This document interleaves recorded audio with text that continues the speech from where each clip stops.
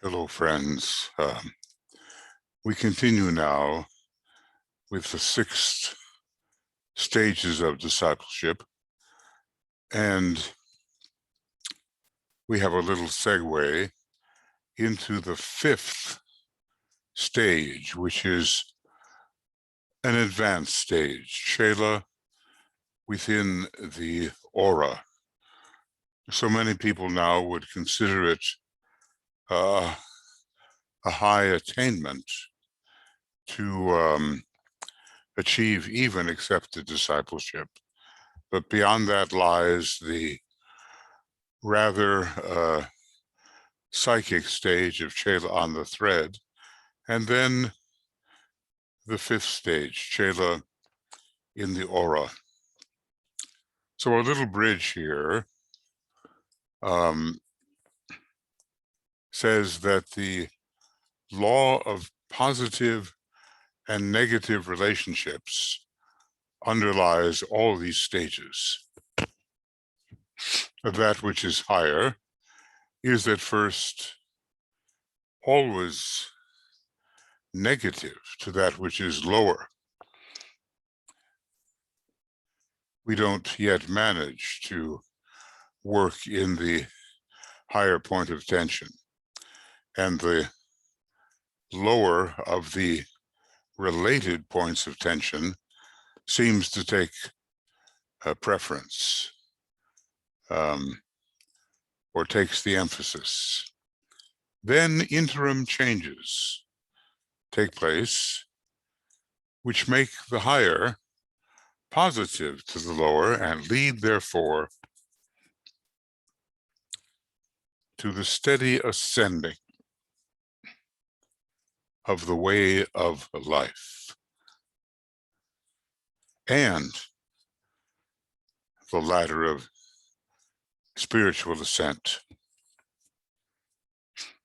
Well, that's what we are attempting to do as we work with the Tibetan, to climb that ladder of spiritual ascent and even to tread the way of life, which is the way which leads to the monad, and through the monad, beyond, on the way of higher evolution. And basically, it's about the law of positive and negative.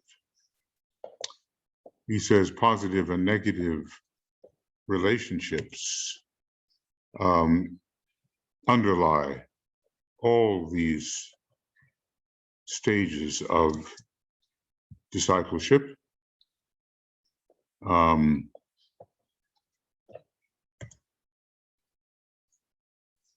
That which is higher is at first always negative to that which is lower.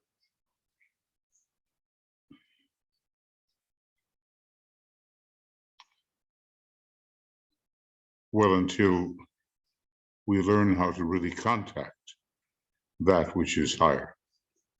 It takes a while to be able to focus in the higher point of tension or in the higher source.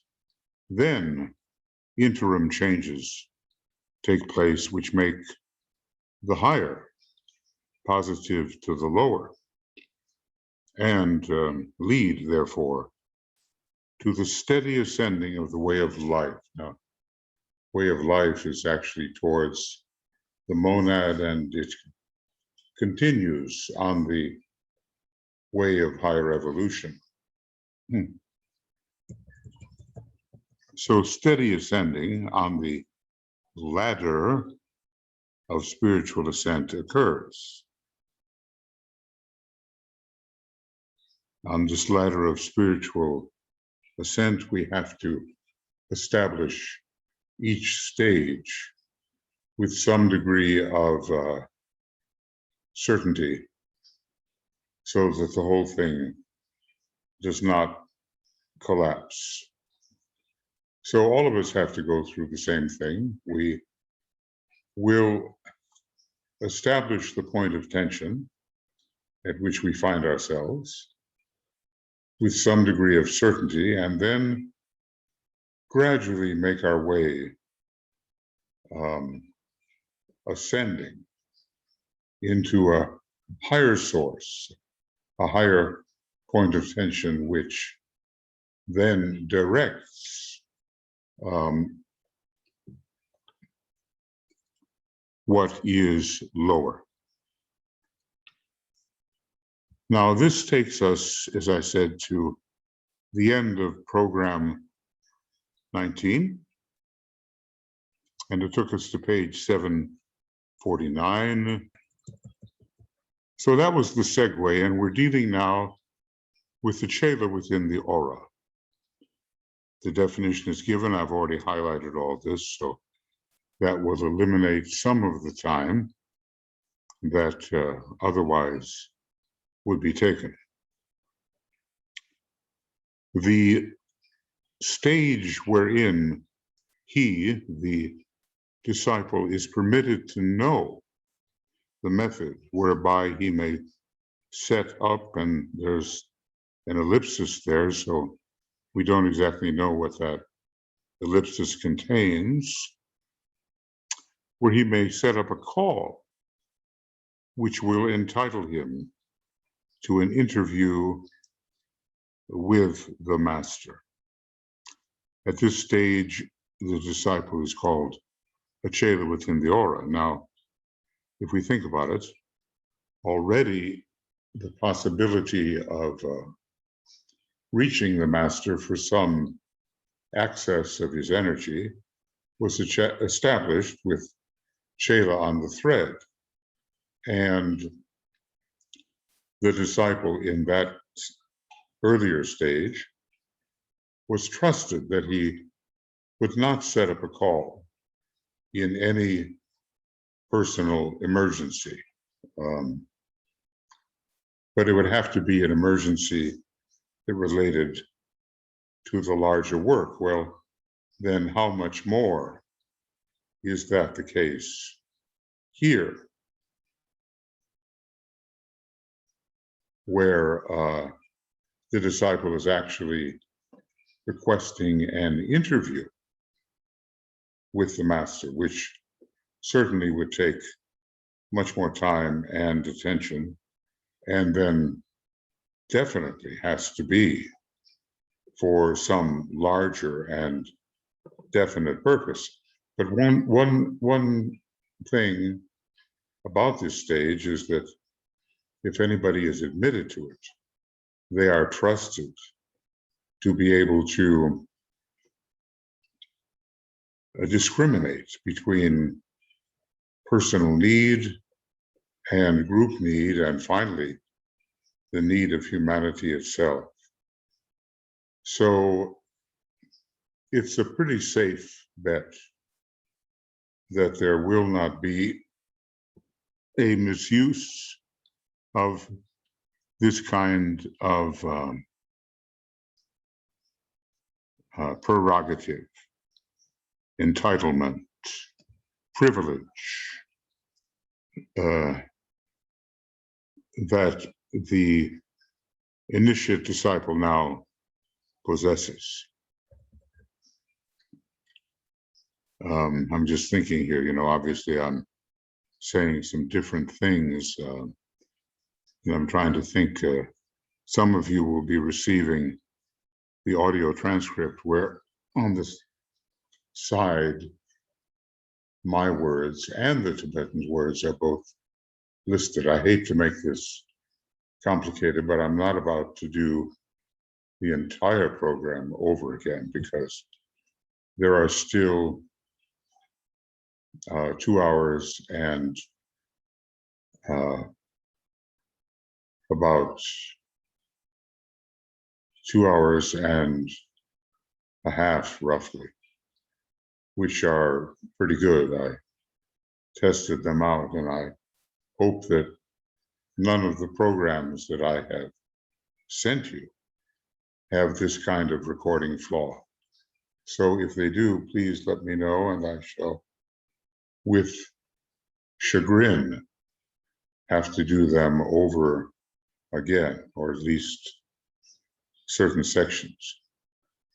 Now, DK goes on to say that it is a stage of discipleship which is far in advance of that attained by most disciples. They are rather aiming for this stage we call accepted discipleship. That is the most common objective.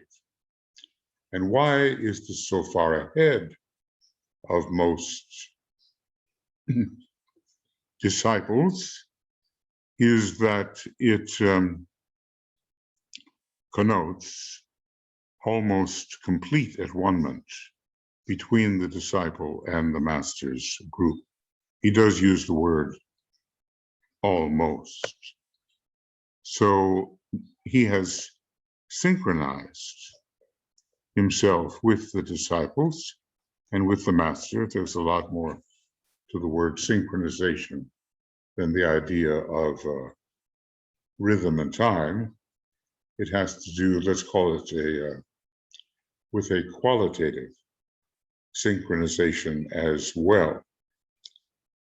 So by now, the initiate disciple, because that is what he is very close to the master and to the more inner ashram. He has already been accorded the privilege of invoking the attention of the master in times of emergency, but not personal emergency, in times of group emergency or the emergency of humanity. And that was accomplished in the psychic stage that we call a chela on the thread. And he has advanced from the point when he was being trained to become an integrated and useful unit in the ashram to where he is now, at least, a trusted agent. An agent is one who represents the ashram. So at first, he may not be integrated at all and be a point of disturbance or difficulty, as the case may be. But there is advancement in this question of trust, because somehow he proves himself and he, learning the ropes, so to speak, produces less and less disturbance. His orientation is not fixed, is now fixed. And let's just say, what can I do here? Okay, now fixed. And what I'll do is make this a whole lot smaller. And I'll change the color. His orientation is now fixed and whoop.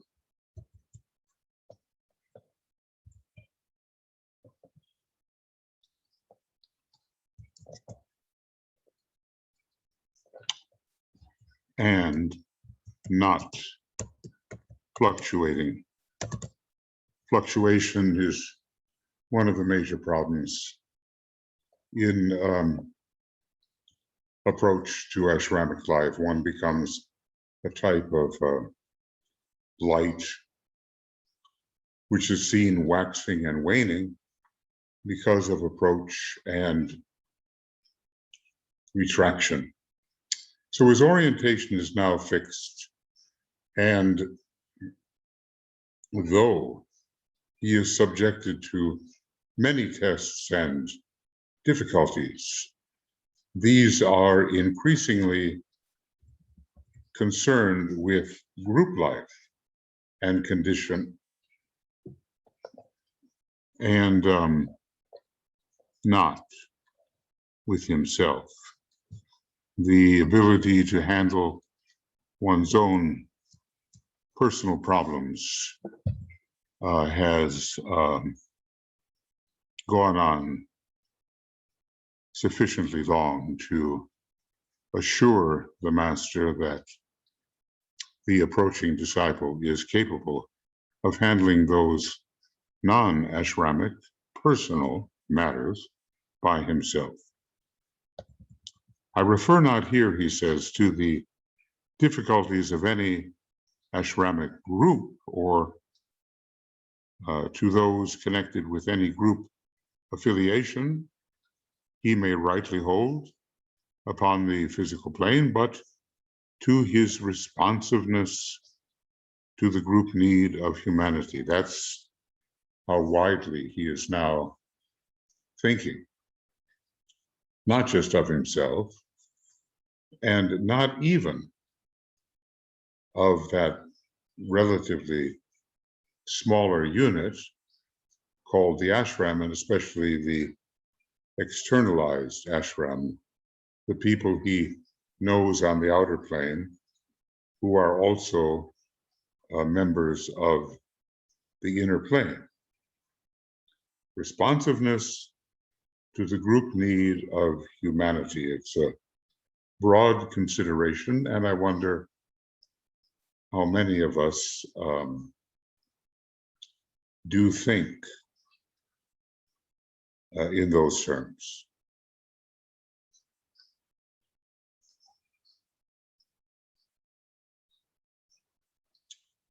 Where this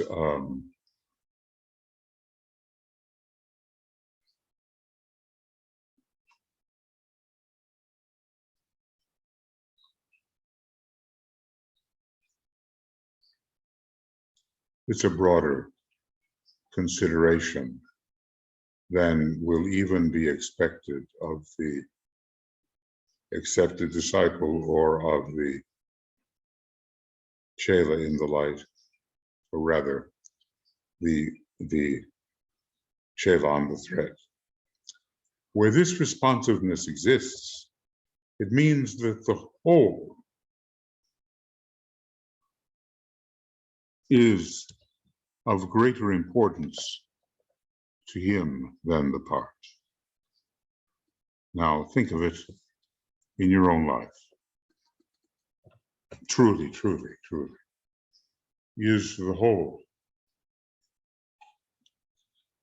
of greater importance to you than the part? If you think about the sign Cancer with the related constellations of Argo and the little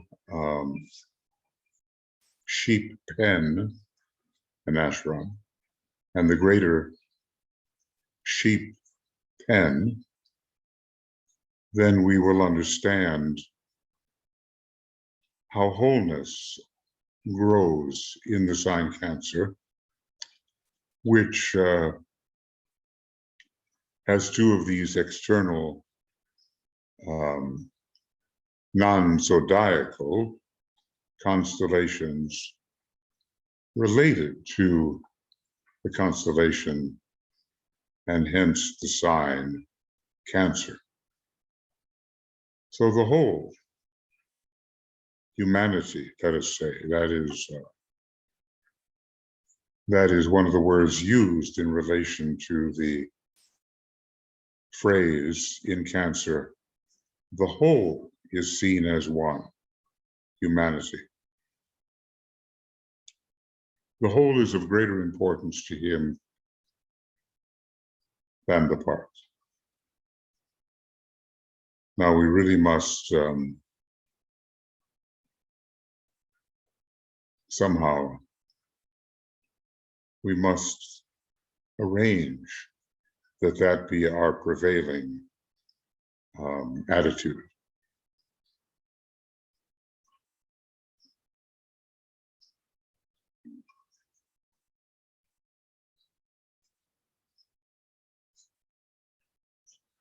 This in no way negates his ability to work with individuals or to give understanding love and compassion to those in his path that he encounters, yes, in his path of life who need it. That's the amazing thing for these initiate disciples. They can think in very big terms, but they can also focus right down to the immediate need of those whom they may encounter.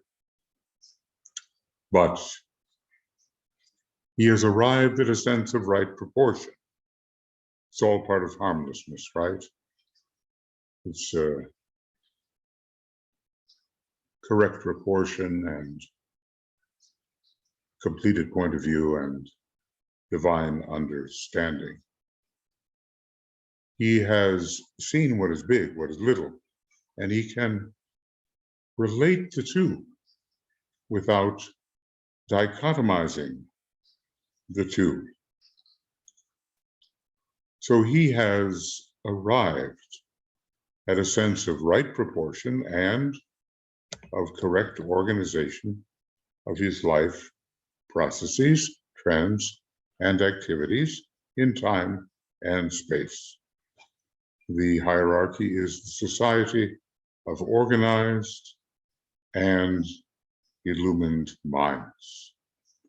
We can certainly see that both of those characteristics in Master Decay. His mind is highly organized, and he presents that organization to us so frequently in outline form, and he's filled with light.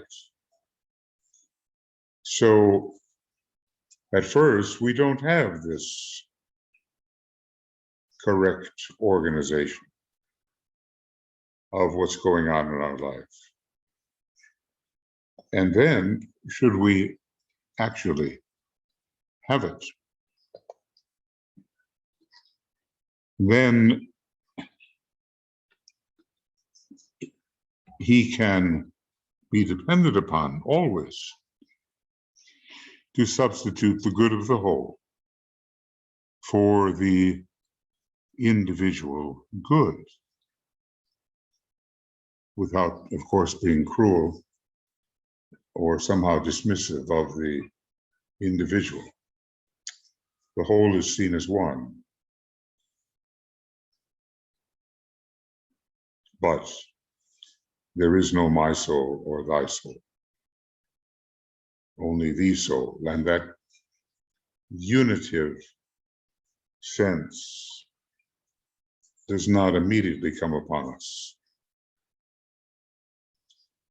So he has to be depended upon and can be depended upon to know the good of the whole,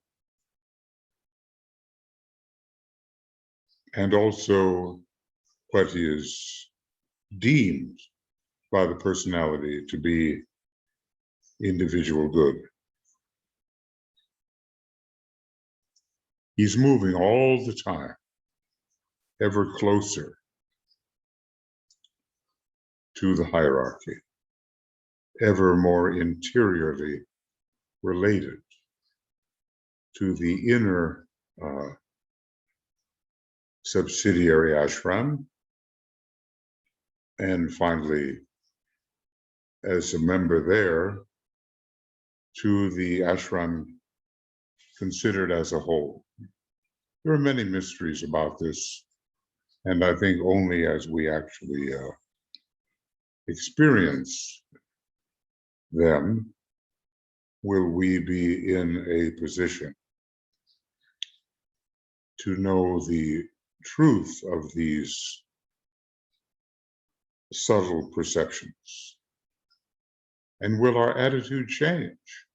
It becomes, doesn't it, an impersonal attitude, even a trans individual attitude. It becomes an attitude which embraces the, well, humanity as a whole,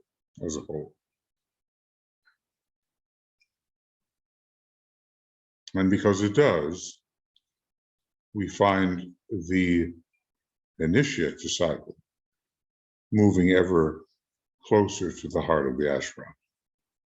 Now, let's see how much, a little bit more. Huh? Basically, I've done my pantomime bit, which is so frustrating because I felt everything was very clear and that it was working. Now I simply hope that quite a number of these programs have worked. If you find, as I say, a program where I'm doing the pantomime bit, just let me know. I've got to know. There are just too many buttons for my fairly non-technical mind.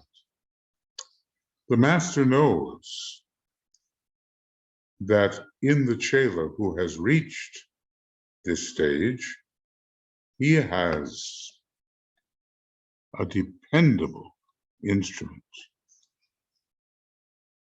and one that who can be regarded no longer as a drag upon the life of the group. I don't think any one of us wants to be that, but we are shown even in the discussion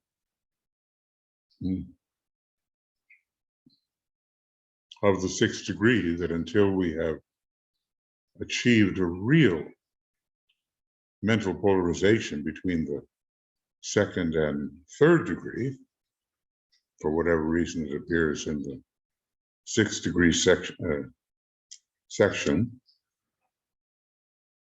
if we, for whatever reason, have not achieved true mental polarization, then we do become a drag upon the life of the group. We become what's called a hazard. But once we pass through the temptations in the desert and have achieved a true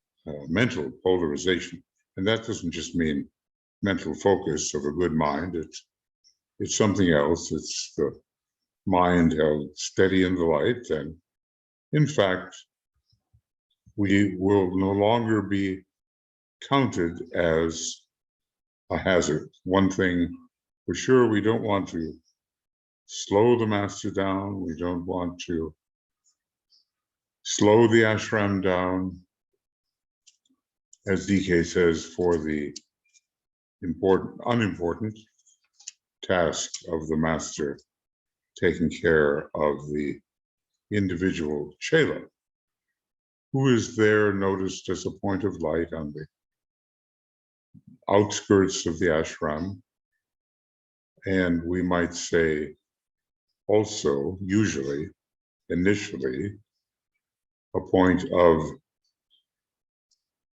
disturbance. Hard then to avoid the limitations we impose on others simply because of our own state of development. And thus it goes in this battle for democracy at present raging.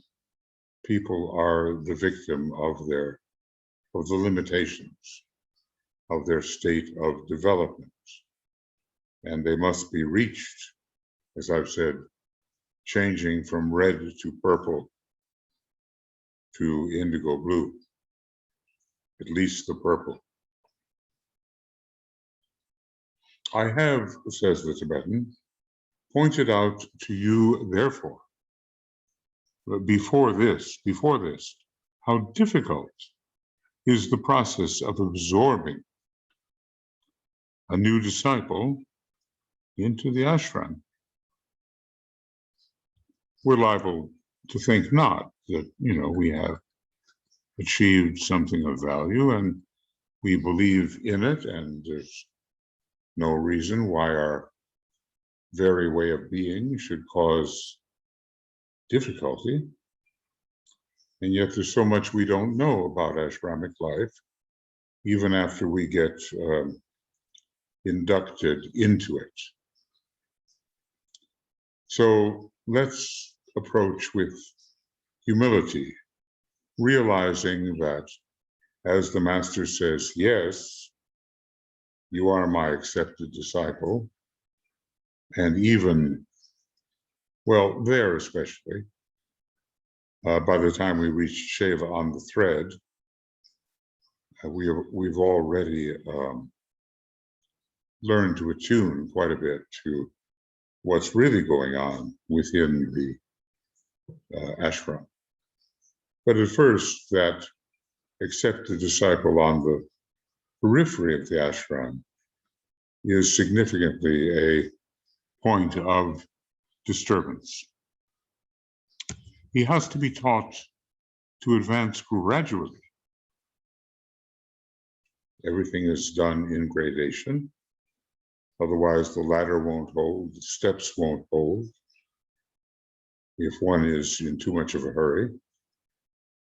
How to advance gradually in a graded manner from the periphery of the group consciousness towards the center. Now, do we have the patience to do that? Or do we want to rush ahead? In certain rituals, that prohibition against rushing ahead is met with a significant symbolic counterforce.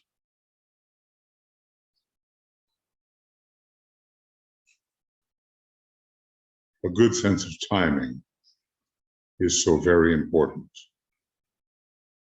And realizing that we've been around forever, not in individual form, but in form of the greater identity,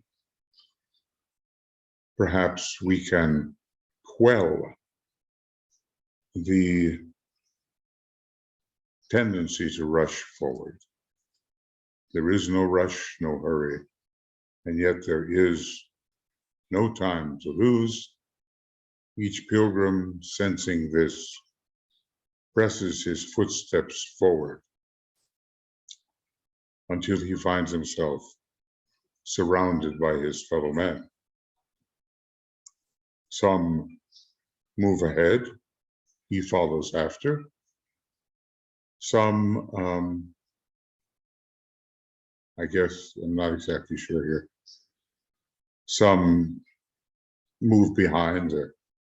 He sets the pace from the rules of the road. So the centrality that we seek is the centrality of selflessness and of a great care for the welfare of humanity. It's because of the service that we advance. That's what the Master looks for. And until we are deeply engaged in selfless service, there will not be the kind of advancement, privileges, prerogatives that are here discussed in relation to the Chela in the aura. Each step forward necessitates care. on the part of the master in order that the ashram is preserved from all disruptive activity. Later, we'll see that serenity is such an important aspect of this, not so much peace in the lower sense, but serenity. And obviously, if you have a point of disturbance on the periphery of the ashram, well, it's going to take the time and energy of those who have better things to do to straighten all that out. It is only when the chela has achieved, well, here we go, occult serenity, that he can be permitted to focus himself permanently within the group aura and become the chela within the aura. Now here, DK seems to value serenity above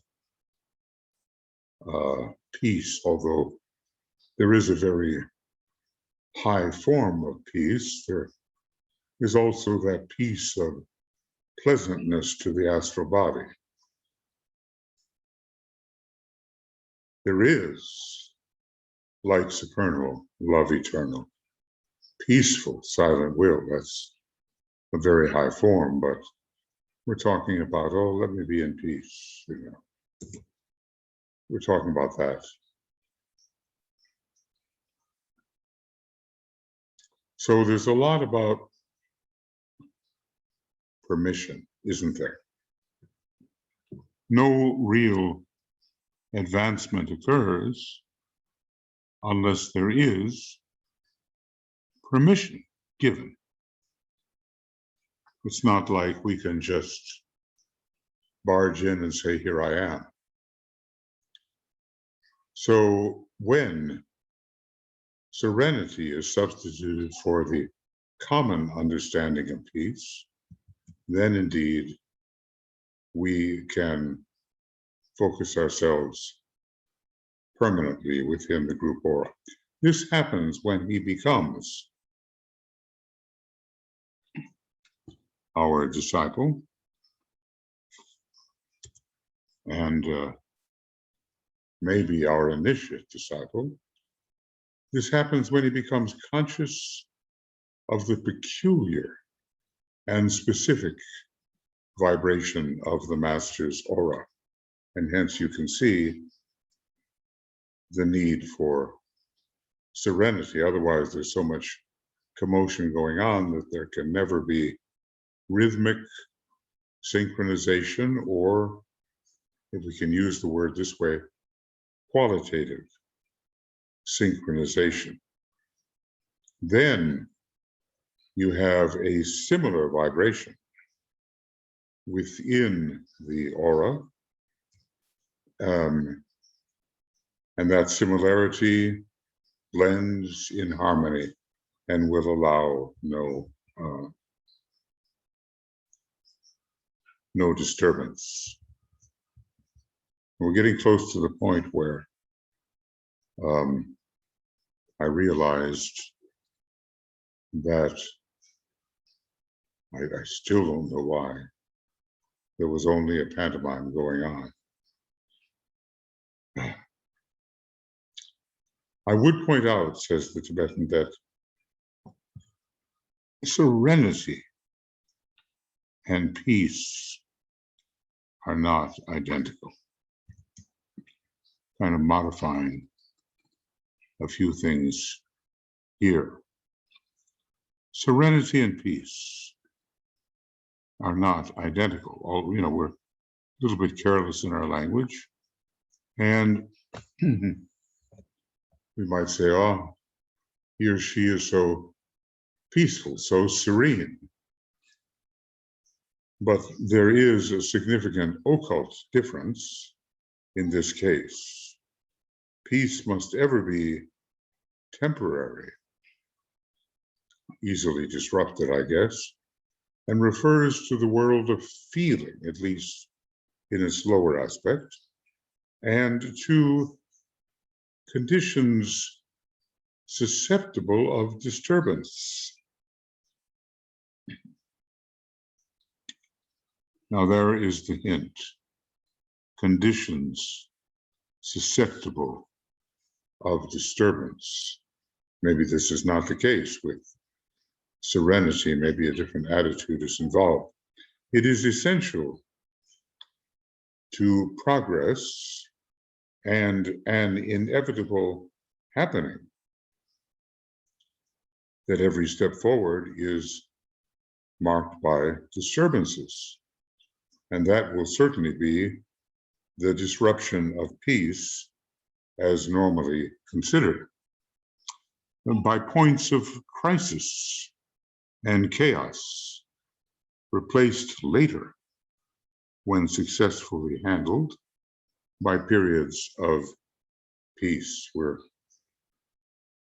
So there's disturbance, peace. It is disruptible. But maybe when we talk of peaceful, silent will, it is not disruptible. But this peace is not serenity. So he's going to speak about that which is needed above and beyond the lower point of peace, which is simply and often a comfort to the astral body.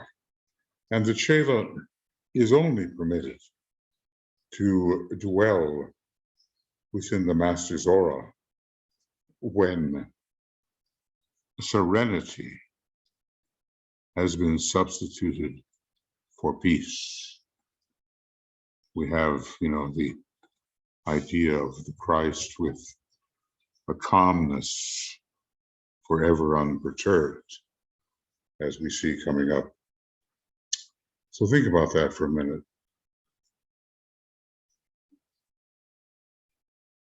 The disciple is only permitted to dwell within the master's aura. What a privilege, of course. And how unlikely that people of our type can immediately do that without going through some pretty drastic self-training here. Only when serenity has been substituted for peace. Now, what about serenity? And here I may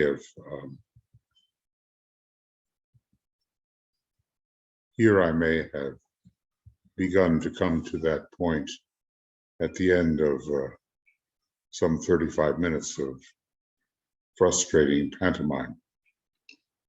Serenity signifies that deep calm, devoid of emotional disturbance, which distinguishes the disciple who is focused in a mind held steady in the light. Maybe it's a kind of mindfulness that the Buddhists have. And as I said, of the Christ, it is said that he is possessed by calmness, forever unperturbed. The light allows one to see the reason for the disturbance, for the emotional disturbance, and one can stand back and no longer participate in that emotional disturbance. The surface of his life may be from the worldly angle in a state of violent flux. Maybe we have felt that to be the case in some of our life experiences. What have we done? Have we identified with the violent flux, or have we been able to stand back in a mind held steady in delight? All that he cherishes and holds dear in the three worlds may be crashing around him.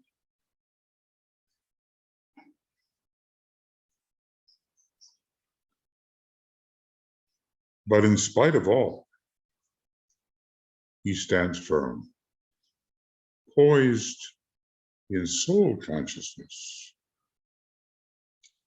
And whatever's happening out there, the depths of his life remain undisturbed. Can you see yourself in that state?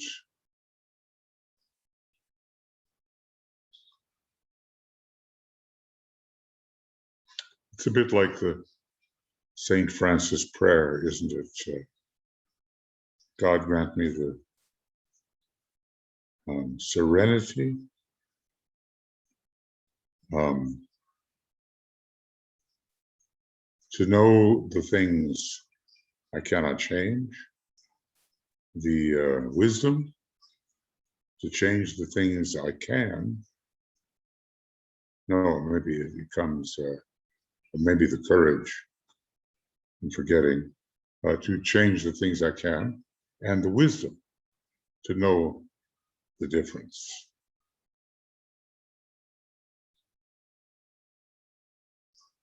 So a new form of life, which is serene rather than evasively peaceful, takes over.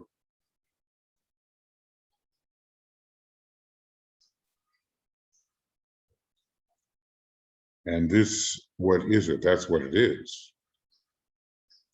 His depths are not troubled by the outer troubles.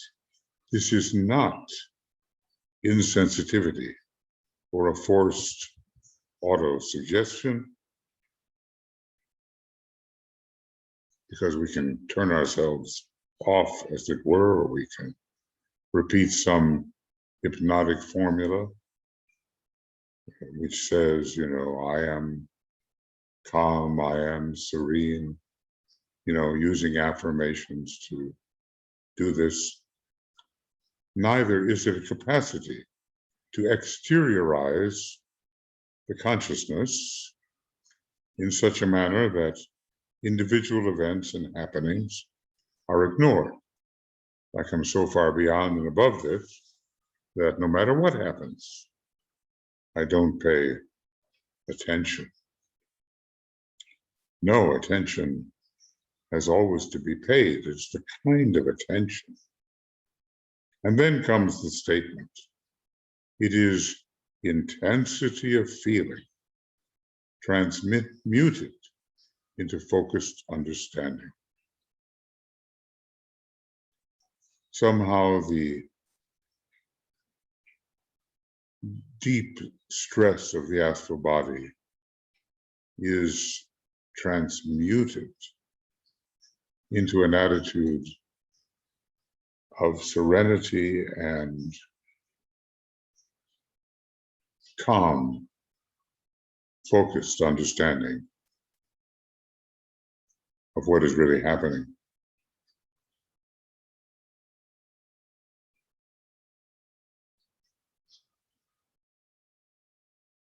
It's very different than getting pulled in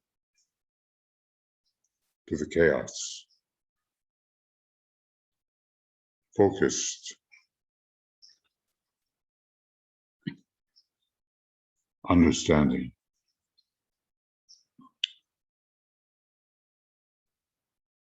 And we recall what understanding is, to stand under, and in the beginning of the Glamour book, we get some description of that.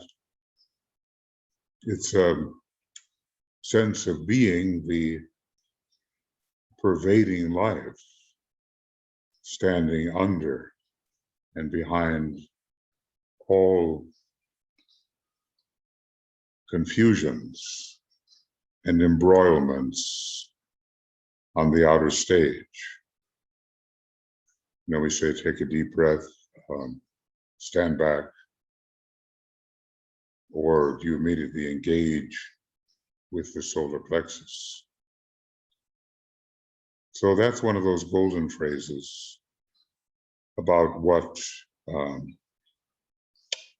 serenity really is.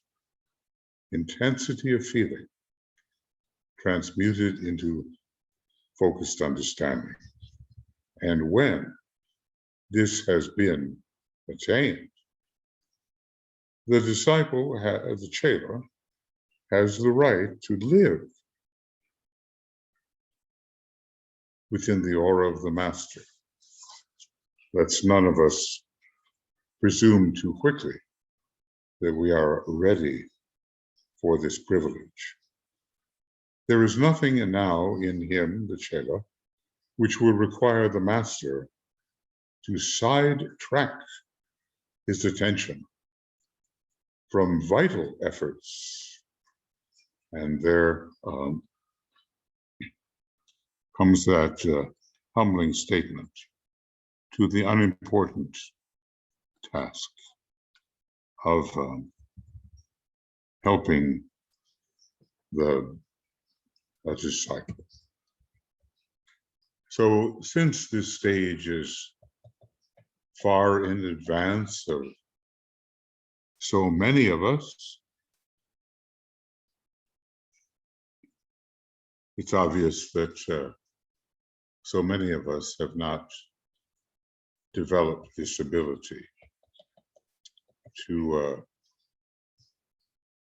take intensity of feeling and transmute it into focused understanding. There's just no substitute for experience, and that will require time. The occult path is not for those who are in a hurry. The personality, knowing that time is short, as the Tibetan says, is always in a hurry. But the soul takes measured steps and thereby assures that there will be some degree of success. An accepted disciple, therefore, advances, if I may so express it, through the medium of three vibratory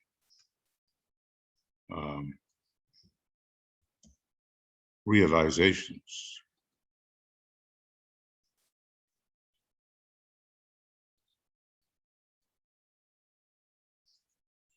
And what are these three? For the advancement of the accepted disciple. And does he mean the disciple accepted into the aura? Because I guess in a way, once you are an accepted disciple, you are certainly accepted. You will be, before long, could we call it an accepted initiate? And you will be closer and closer to the master because you have understood and synchronized your energy system with what he seeks to see accomplished. So the accepted disciple, whatever specifically Master DK means by that here, advances through the medium of three vibratory realizations. He reacts to the vibration, the note, or the quality of an ashram according to his ray type. The periphery of a master's sphere of group control. And this is another way of naming the ashram, is contacted by him, and he becomes an accepted disciple in full waking consciousness. I think we can say it is possible to be accepted without at first knowing it. The master is aware of his presence upon the outer fringe of his, the master's, consciousness. His fellow disciples are also aware of another point of light within the ashram, largely because of the effort they have to make to offset the new chela's personality reactions to the new mode of life, to the effects wrought into his consciousness by his penetration into the world of meaning, that is, the world of the soul, and to the outsurging of his devotion to the master. Interesting that one must protect the master from these outsurgings of devotion, which can bind the feet of the teacher. I don't know what it does to the master, but obviously it's not really desirable. It may be desirable or satisfying from the point of view of the devoted disciple, but it is something of a hindrance if we're going to talk about the effect upon the master. So they become aware of a new point of light entering and of the personality reactions, because the mode of life is new, and those personality reactions being disturbing.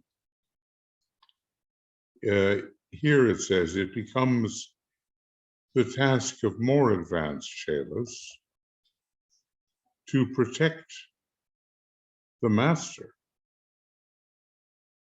or at least to prevent the waste of the master's time, from the violent reactions of the new chela, and to stand between him and the neophyte. So maybe what satisfies us so much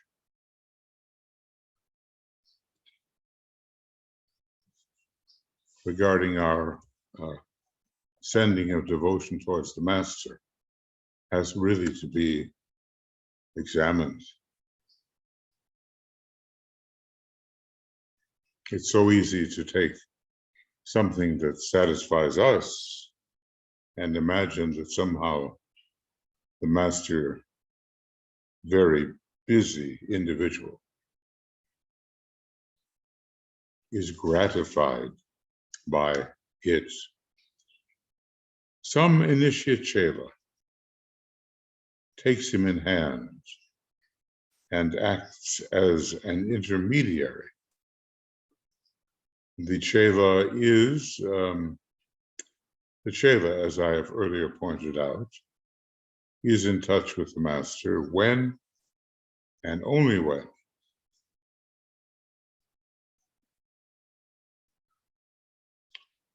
the master so desires it, and it would be good and helpful for the entire group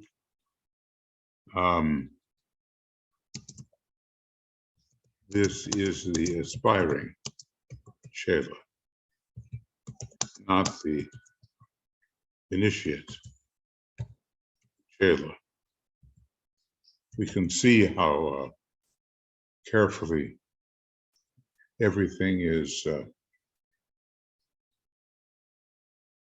managed so that there is a minimum of friction within the ashram. Now, is this the same as the Chela who reports upon the Chela in the light? No, I don't think so. I think this is still farther along. And the question is this done on the inner planes, or will the initiate Chela be put in touch with the new member of the ashram on the outer planes? Let's just say here. So it seems that the master is not overly desirous of the company of the new Chela.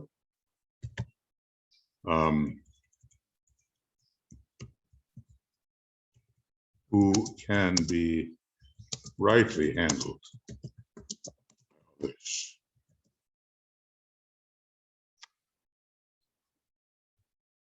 So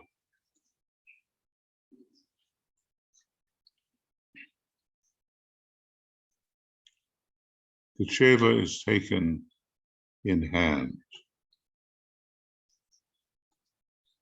It's good to know that there are such safeguards.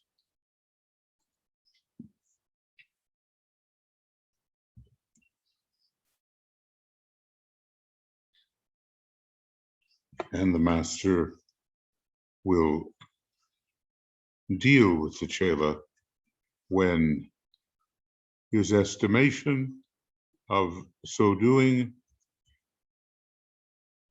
indicates that the ashram as a whole will benefit, and not otherwise. Not otherwise.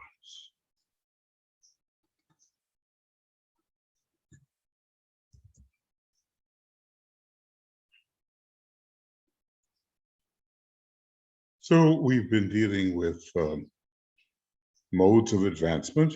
The first one, let's call it reacting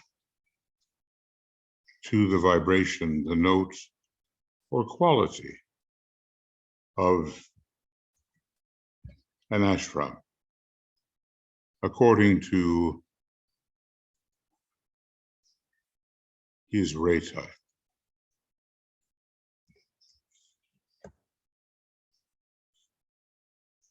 And an ashram is the master's sphere of group control.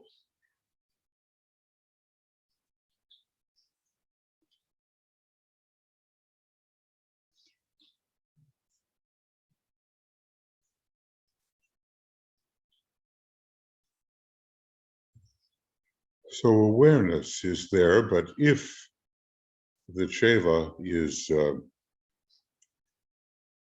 overly concerned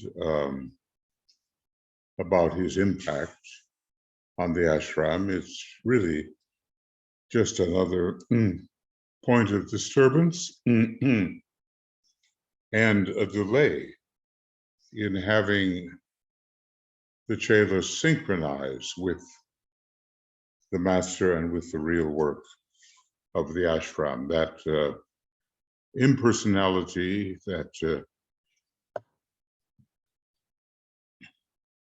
decentralization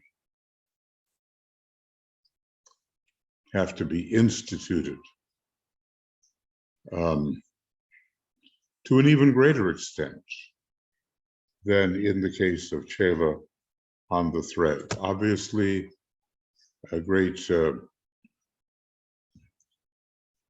selflessness grows even as the Christ and his consciousness demonstrates a great degree of selflessness. Now, further, regarding the advancement of the Chela into the ashram, he realizes increasingly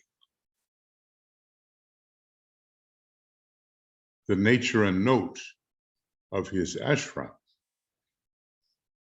and advances from the periphery in terms of his understanding and capacity, I suppose, into the sphere of influence of the master and his, that is, the master's group.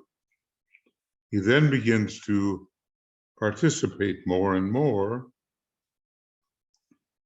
in the group life and is less and less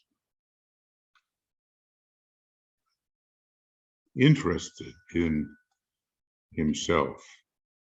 That's so hard to achieve,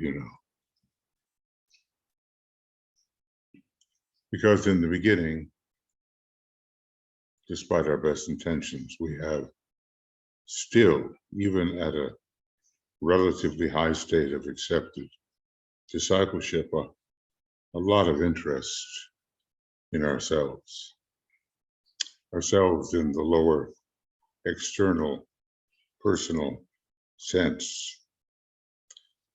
So he consequently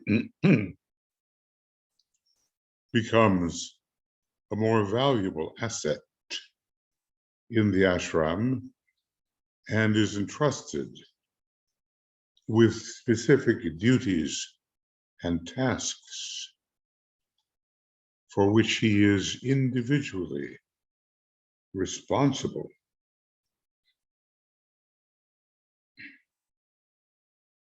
To the initiate Chela in charge of him. Well,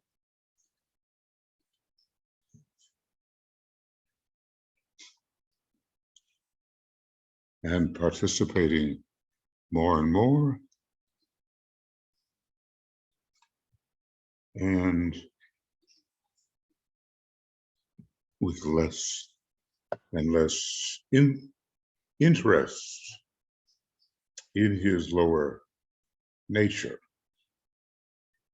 His soul nature is ever at one with the intent of the ashram.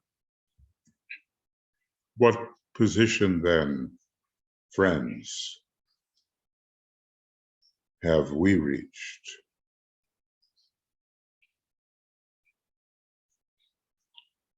To what degree are we interested in ourselves?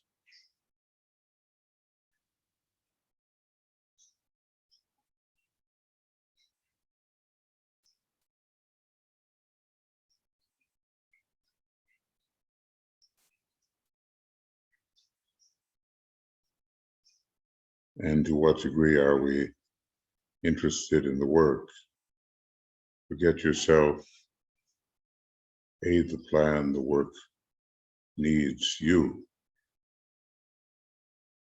But if we fixate upon the fact that the work needs us, we've fallen back all over again into keeping our eyes too much upon the lower personal self.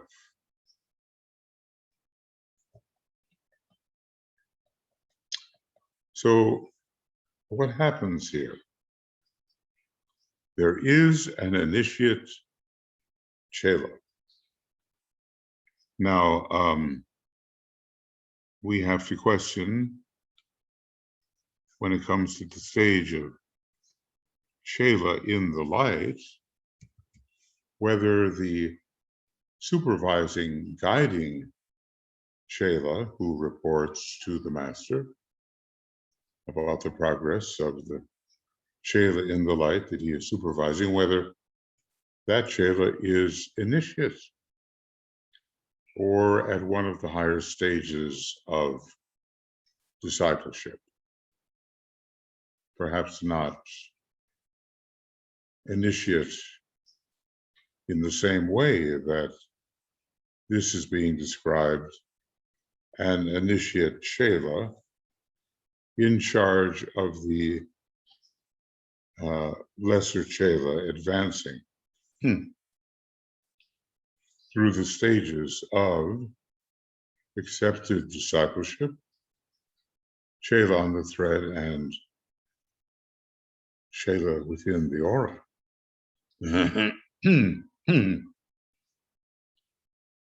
The master begins to contact him,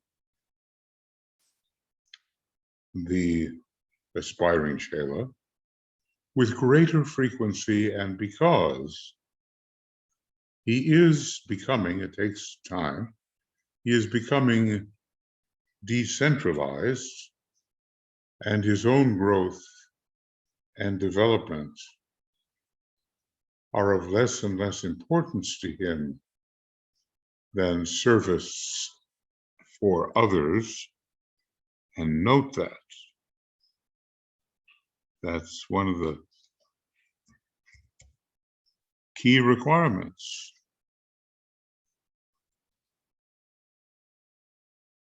Hard to establish.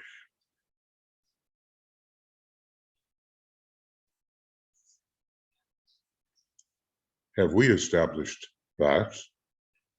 Is our own growth and development of lesser importance to us than service to others? What a discriminating question.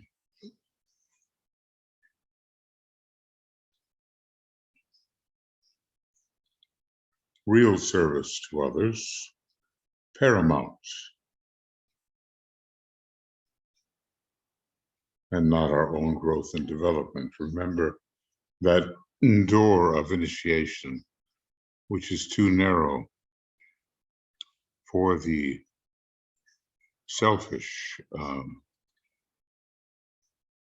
still selfish would-be initiate, but how when he grasps the hands of his fellow students and disciples and other human beings, but human beings who are ready for initiation, then the door is not too narrow. What a lesson that is.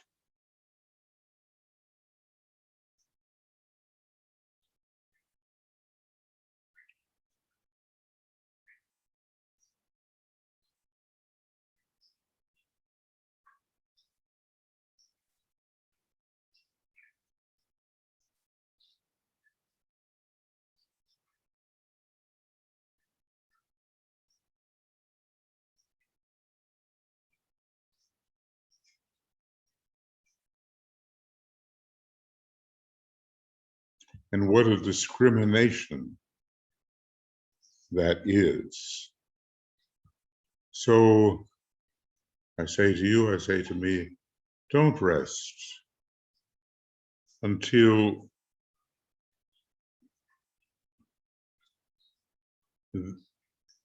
the development of your service and the welfare of others is of greater importance to you than your own growth and development. The irony is, of course, that when you have that type of attitude, your own growth and development is assured. And notice the master must wait until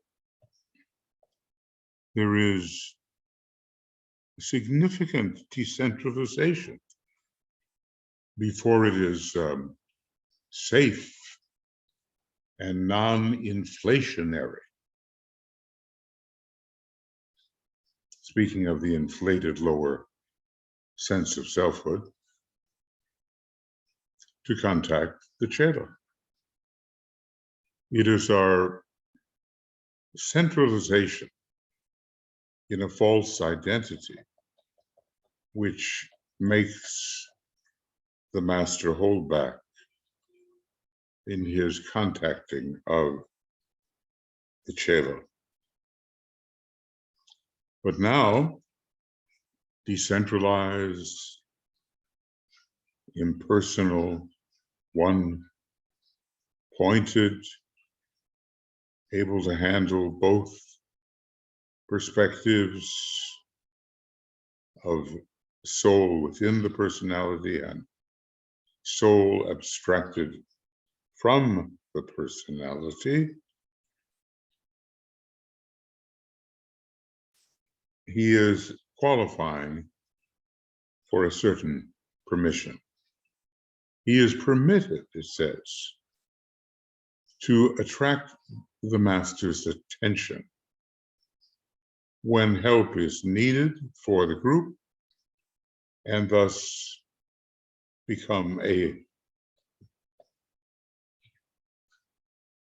Chela on the thread. I guess we see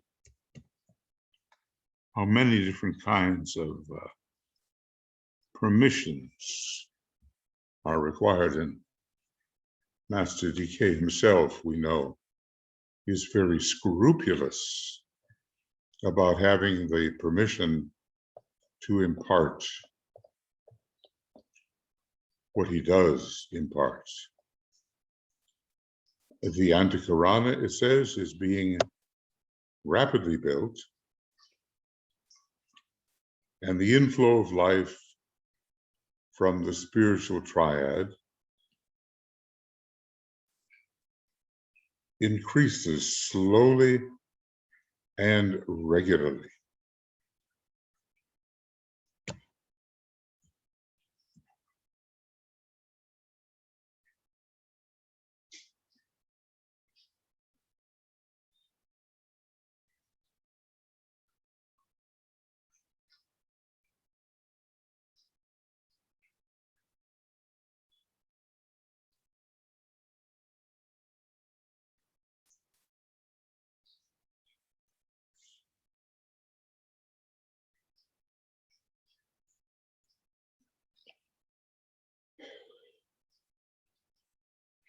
So this is a period approaching the second initiation, at least beginning.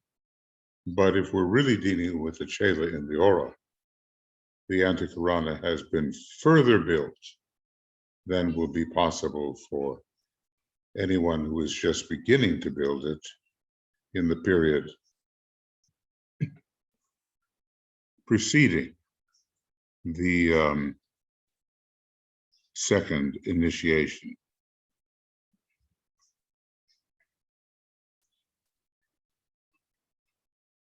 The Antakarana rapidly being built.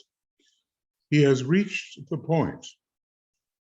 So you help Master DK is helping us to really identify where we stand, and we can proceed with far greater accuracy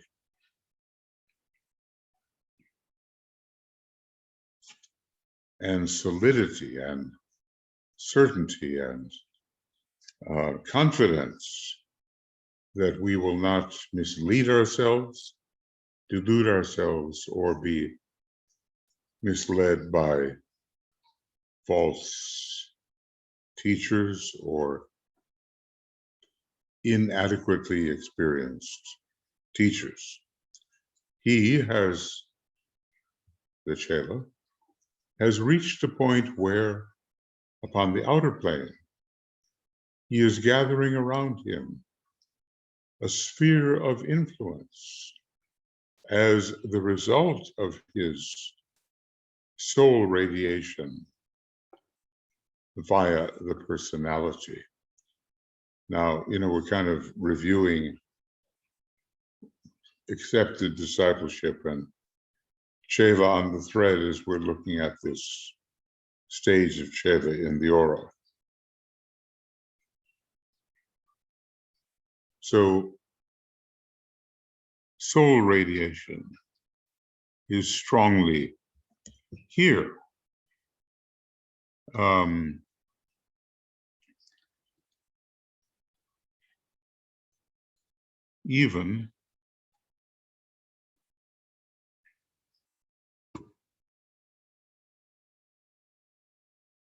Even as the decentralization is occurring.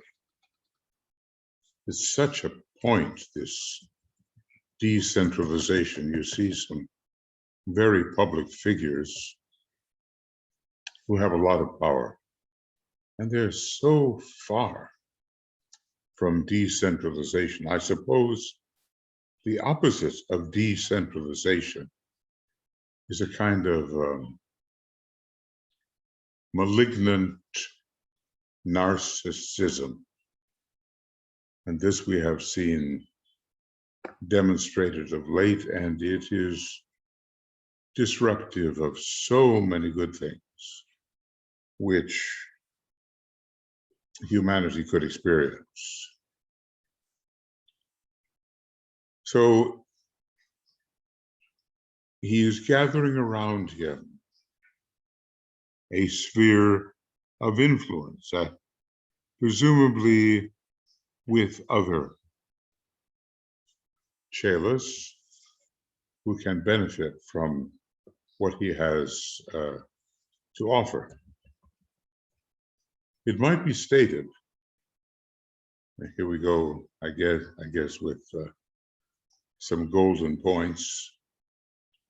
It might be stated that no disciple becomes a chela on the thread until he has many people in the outer world who, on a lower turn of the spiral,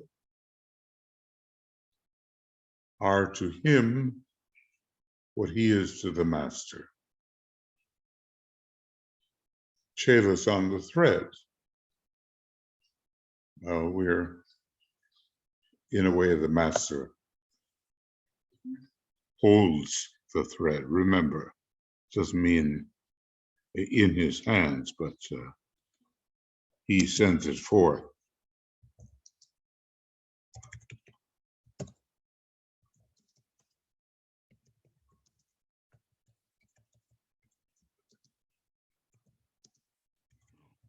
Spelling that.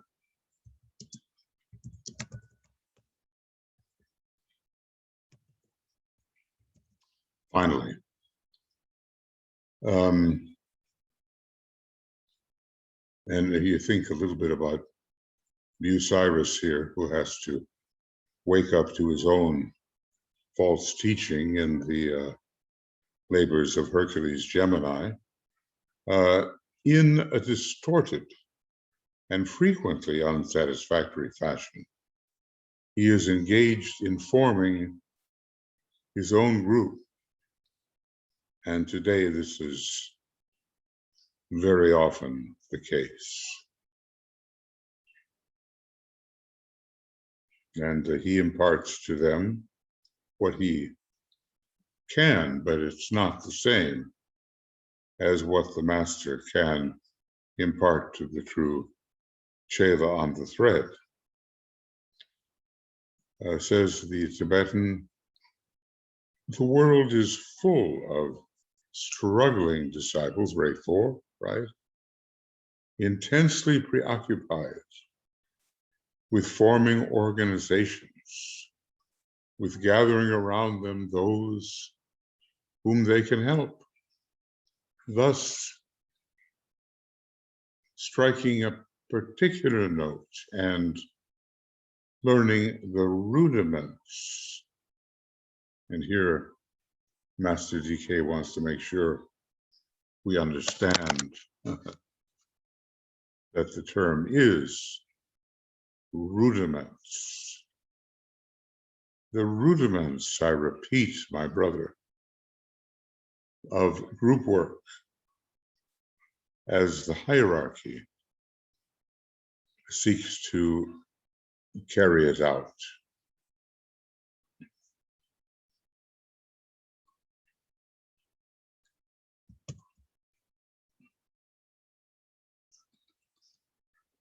So we see maybe a lot of errors going on with the so-called teacher or director of a group, because necessarily being in a position to answer and direct and guide on the outer plane those whom his magnetism has gathered around him is making errors at first.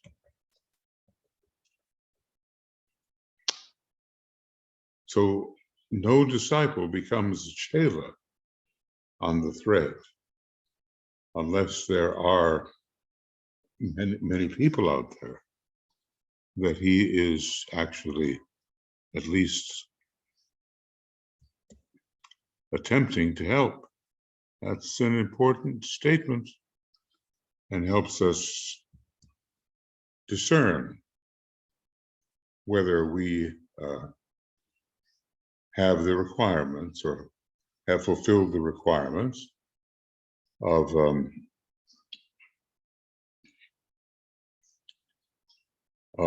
going through this stage of chela on the thread. You see what Master DK is doing here. He is taking a couple of the preliminary stages or stages preliminary to chela within the aura, and he's showing how they lead up to that much more advanced stage. And there is a problem with this kind of work, but it has to be gone through. So what are we doing here?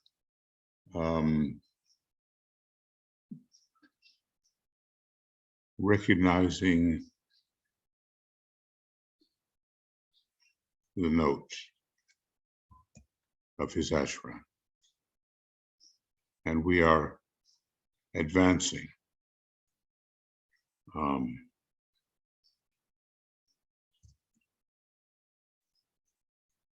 towards the stage of chela within the aura.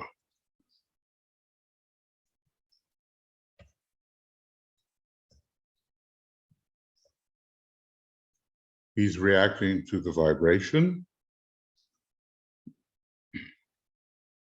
according to his ray type. That's number one.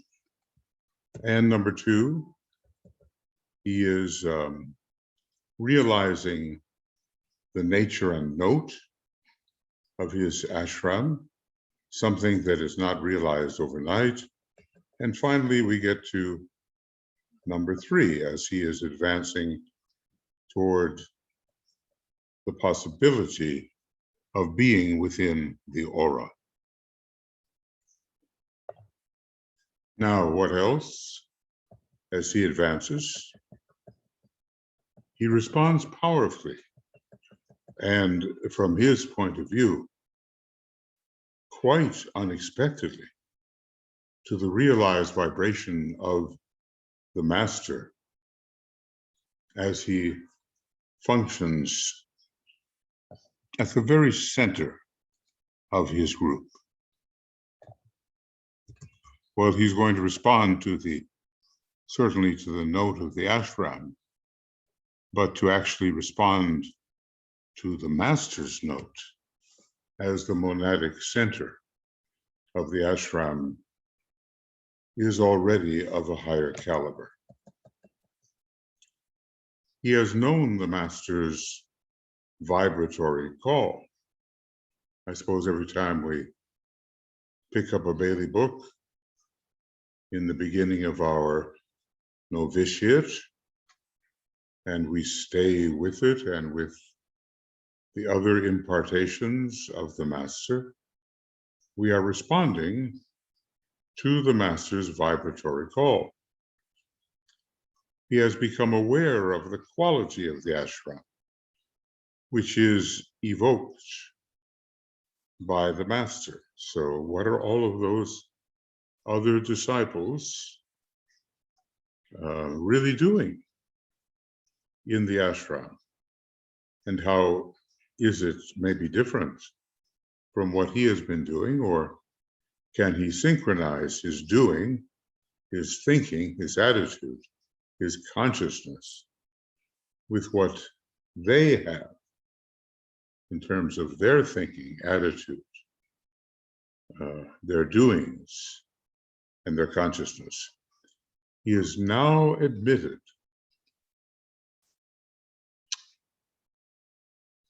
to the secret place to be found at the very heart of the ashram, and becomes a chela within the aura.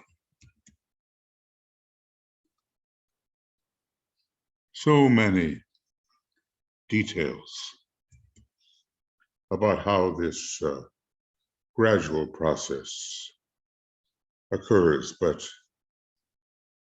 if we read attentively and think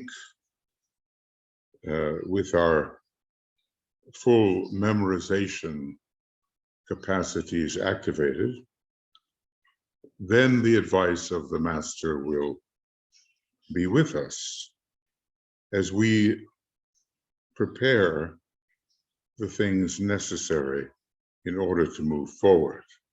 So these are,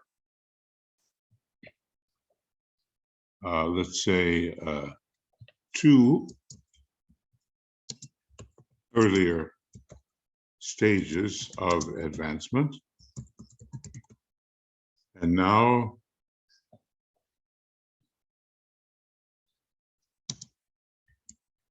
a third.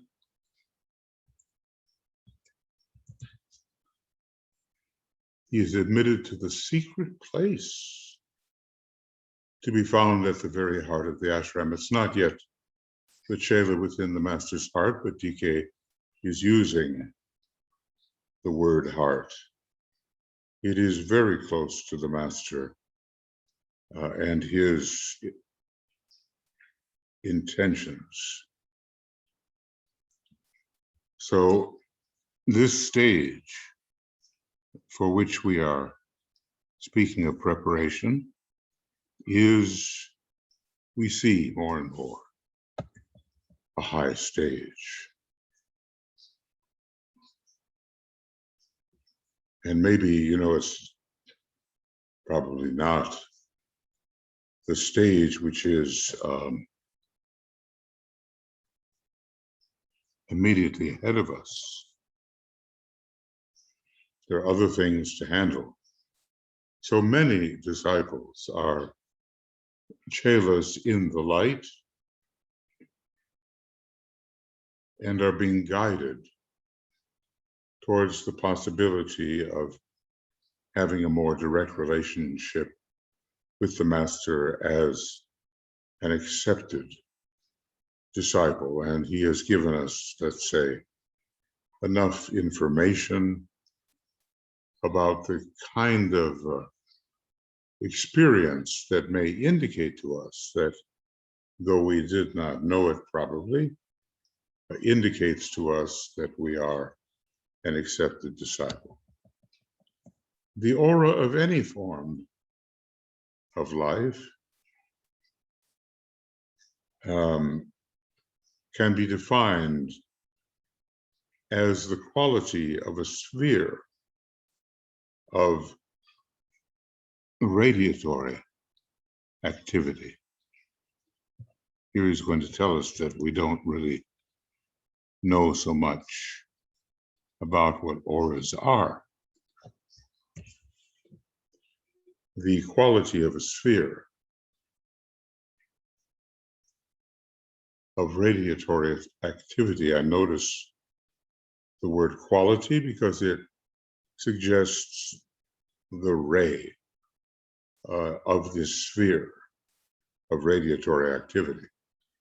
Very little is as yet known about auras, and a great deal of nonsense has been written against anent the matter.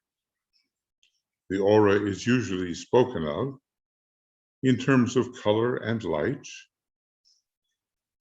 due to the nature of the vision of the one who sees and the apparatus of response which is in use. So this is the customary, and let's call it that.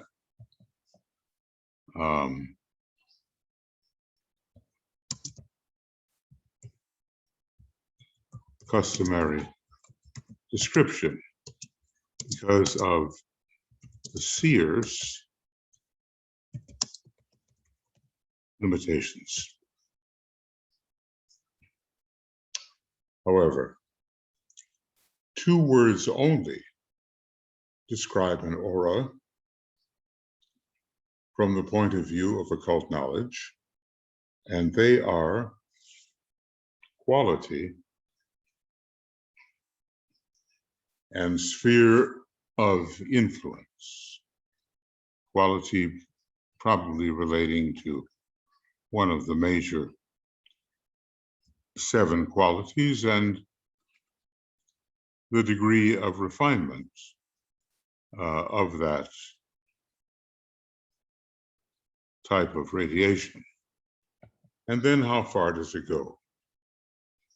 I've told the story of the Dalai Lama's apparently approaching aura when Tuya and I were in Tallinn, Estonia, waiting for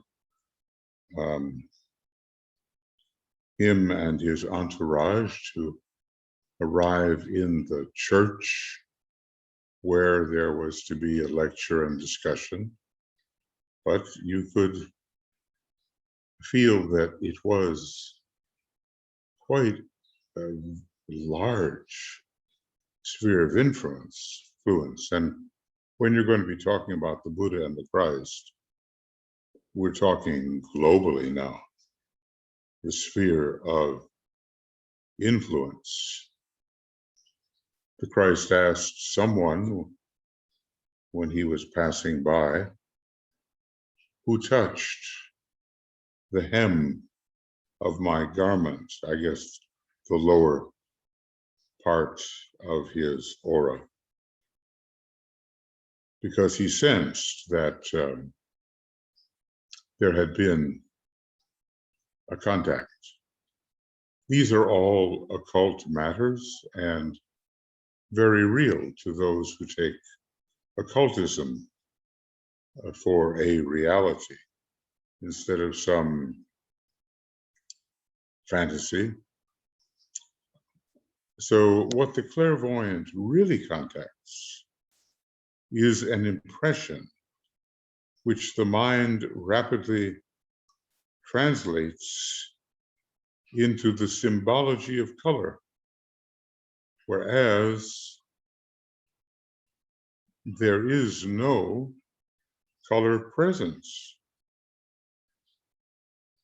Now that's an important and maybe unexpected point, because we keep on thinking, I know I do, of what we will see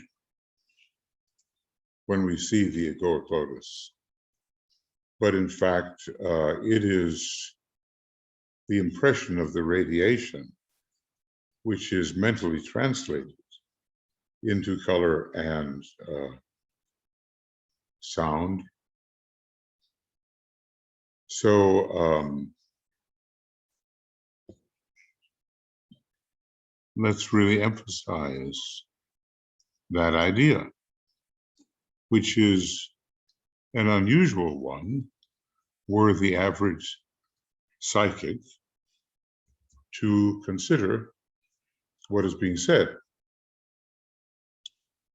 Seeing an aura, as it is called, is in reality a state of awareness that the seer, in all sincerity, believes that he has registered a color. And remember, Master Decay, in seeing the egoic lotus drawn, has given us colors of its various parts, because that is how registration occurs. That the seer may, in all sincerity, believe that he has registered a color, a series of color, as in the petals, or light, is entirely true.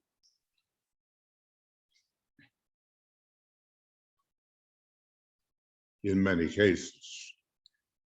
But what he has really recorded is the quality of a sphere of radiatory influence. This he does when his own individual sphere of radiatory activity is of the same nature and quality as that contacted. So here is a more occult understanding of what it means to see an aura. And whatever that translation process is, within the mind, within the consciousness, the angel of the presence is qualified to know and does know, and we don't really know, not yet.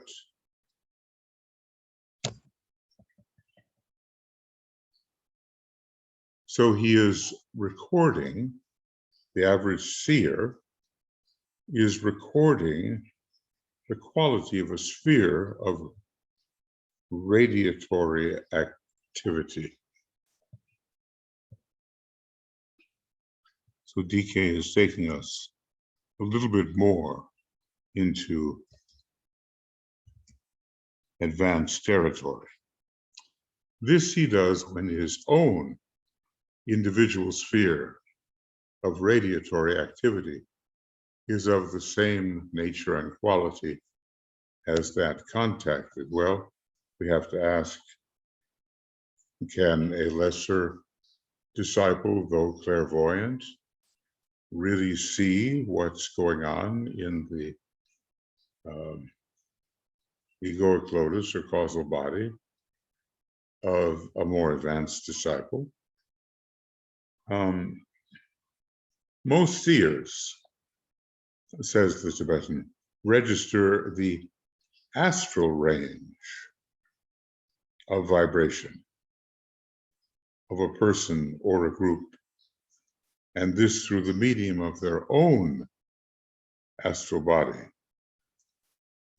The impact of a truth or of a mental concept and its recognition is an expression of a similar contact.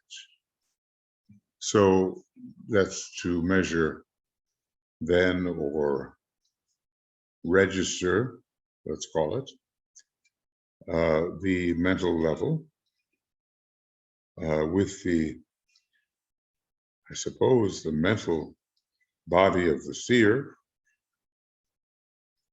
the impact of a truth or of a mental concept and its recognition is an expression of a similar contact carried forward this time into the realm of the mind. So here maybe is an example of us thinking we know what clairvoyance may mean, only to have the subject deepened by the master and have him hint at a process within our own consciousness of which we may not have been cognizant.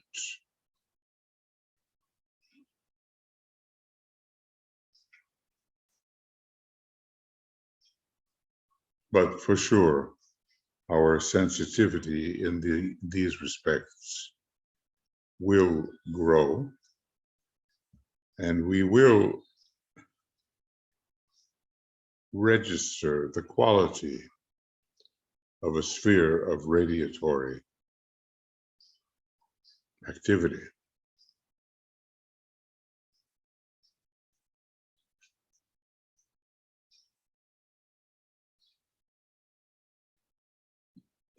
And I think this is an important statement, that seeing an aura, about which I suppose some would become very excited, as it is called, is in reality a state of awareness. In other words, maybe we're not really looking at something objectively, but the impact formulates as a certain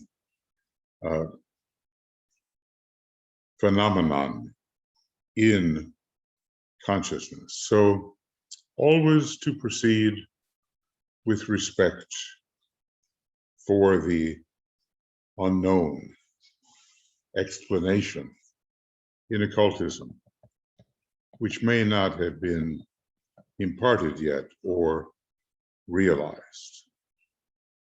Now, all this explains the truth lying behind all so-called expansions of consciousness to which the mind of man can respond. So he's going to perhaps deal here with expansions of consciousness in a similar deepening manner.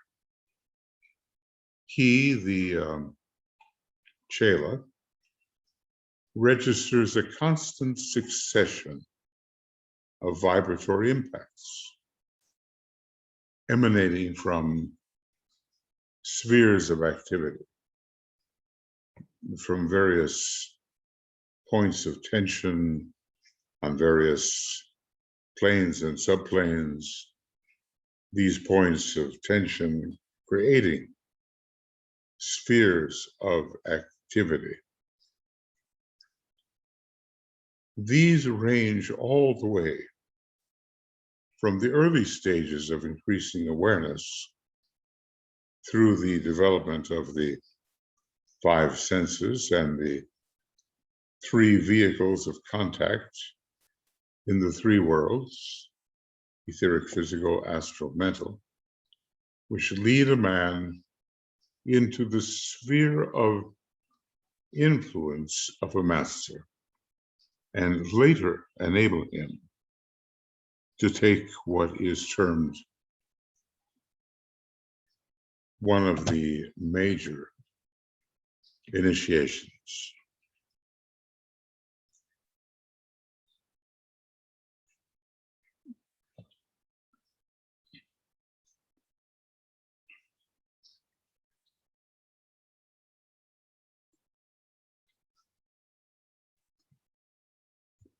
But you know, we have to know what's really going on here, and not just be satisfied with phenomena what appears to be happening. Always in occultism, go deeper than the obvious.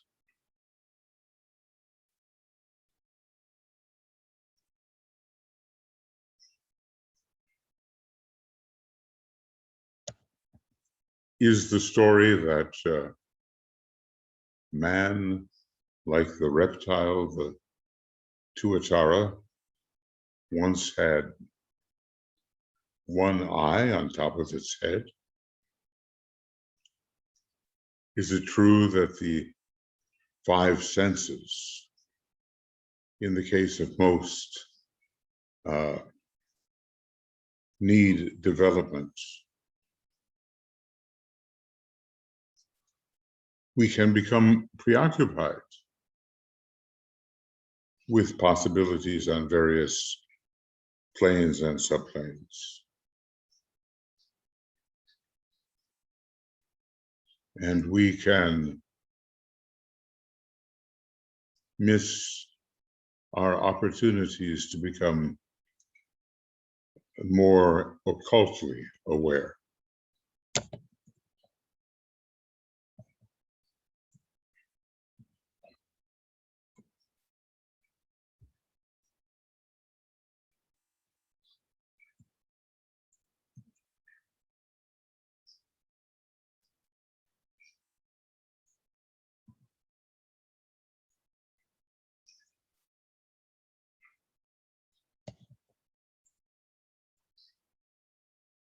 So what range of vibrations from a person do we actually register? And is there a visual component in that registration?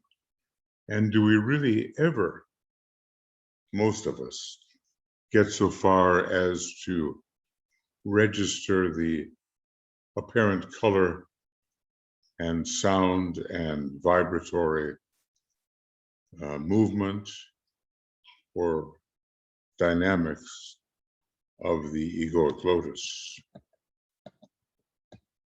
These spheres of activity are ever present, even when unregistered and unrecognized.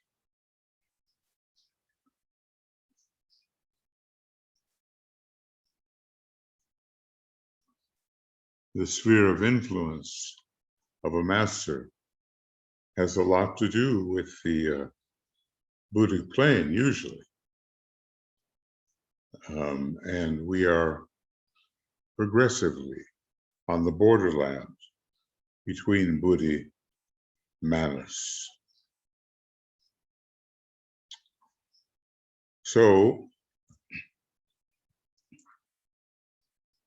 when we expand our consciousness, we are touching higher spheres of radiatory activity.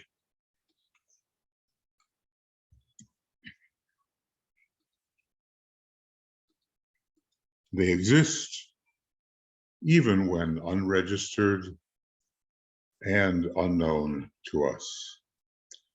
The evolutionary process, says the Tibetan, is one of developing a response apparatus with which to register them. I mean, there are so many people that say, what are you seeing? What are you saying? I don't register anything like that. Well, the response apparatus is not yet built.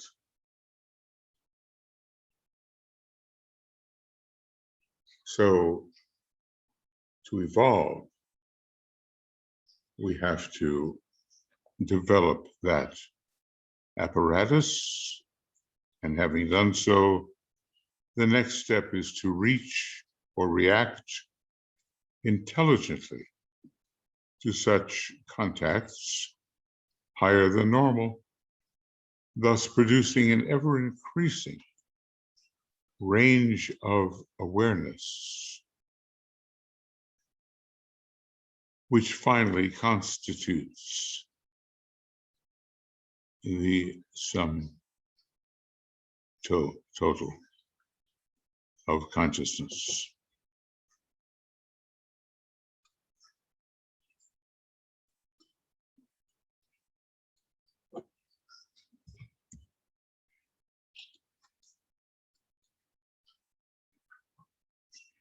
So we have to develop this higher aspect. I mean, this is simply, in a way, normal evolution. When I was in music school, I was in the company of some quite advanced people. When they heard something played on the piano, they could write it down just from hearing, and they could put the harmonies down and so forth, and they could do that with accuracy, and not every one of us could do that.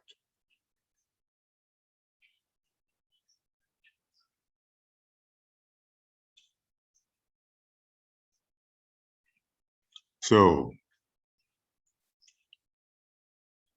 with a more developed response apparatus, there will be an ever increasing range of consciousness.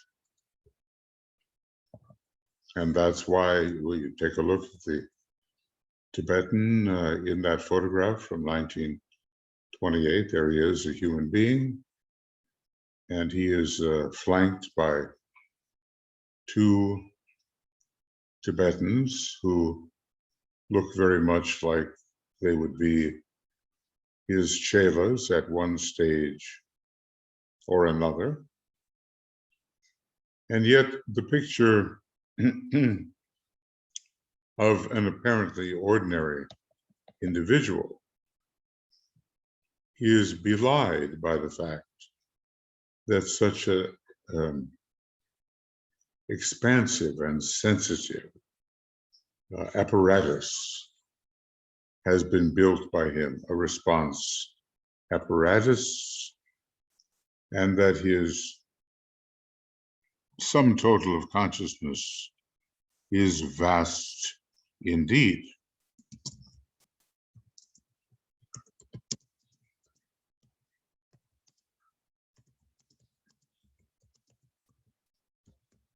So you can't, you can't judge a book by its cover. Although there are, let's say, indications, and maybe they can be found, who knows by what subtle means, but perhaps the eyes give the key somewhat to the depth of consciousness of the individual. He says, I cannot here enlarge upon this theme as it proceeds under the impelling force of evolution. The theme of the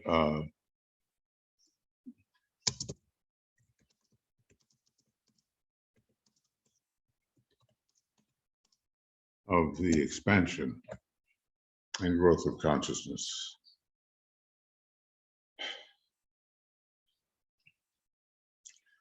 I am only here concerned with the fact of the master's sphere of radiatory activity and its peculiar quality and ray coloring.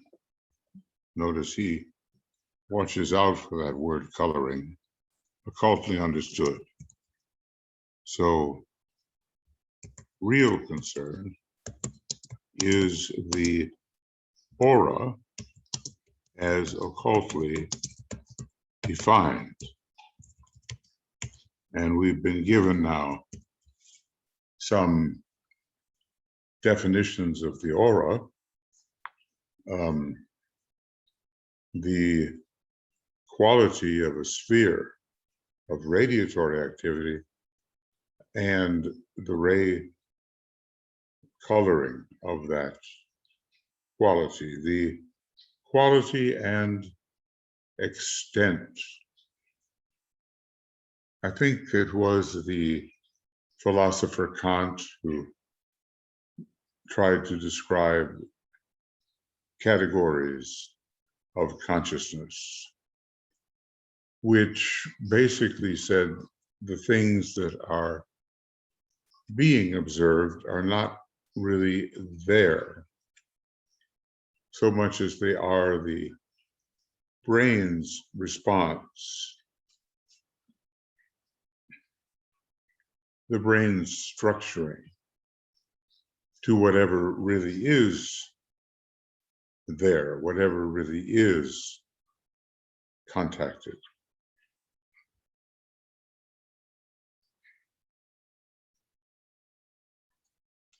Anyway, we know we do advance, and he's telling us somewhat the mode by which this happens as we become in closer relationship to the master's sphere of radiatory activity and its particular or peculiar quality and ray coloring, occultly understood. So for those of us who feel that the causal body is filled with color and sound and vibration and so forth, it is in the sense that our consciousness registers it that way. And to that testimony within our consciousness of the sphere of radiatory activity, the master frequently returns to see really what is the condition of the consciousness and what is the condition of the inner consciousness when compared with the outer expression. So to the colors seen and the sounds heard are not insignificant. It's just that their origin is different from what is more naively suspected.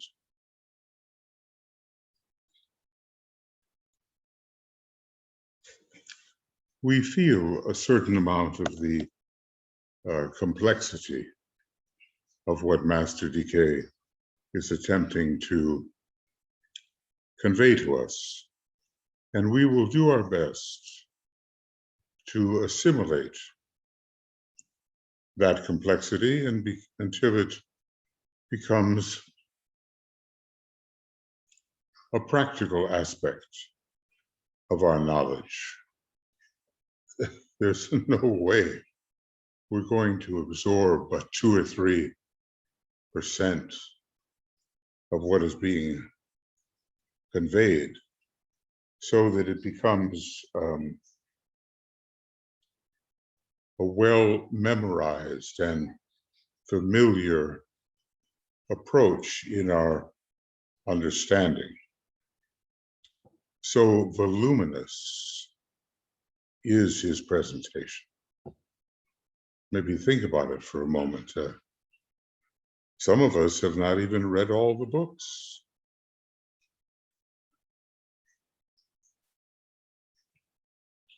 And when it comes to understanding, perhaps we understand the section we're in a bit.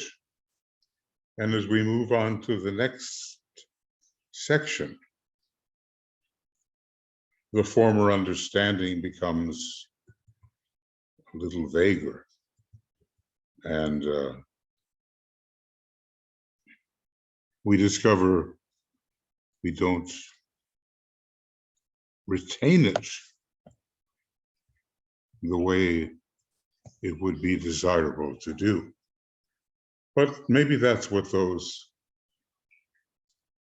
Tibetan universities are for. Advanced souls enter in a one-pointed manner, and the degree of their advancement is seen ahead of time, and they learn through outer activity and inner meditative process to make the kinds of things the Tibetan is talking about a standard aspect of their evaluation of reality. But you can see why it's going to take time. And when you think of how advanced the Tibetan was even 2,500 years ago, as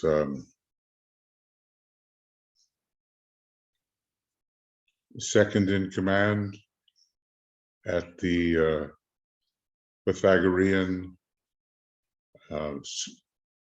school or academy at Crotona in Asia Minor, you realize that, well, 2,500 years has passed. What was he doing all that time? And obviously his knowledge was deepening all the time. Whereas for some of us, it's our very first experience being an accepted disciple, if in fact we have reached that experience at all.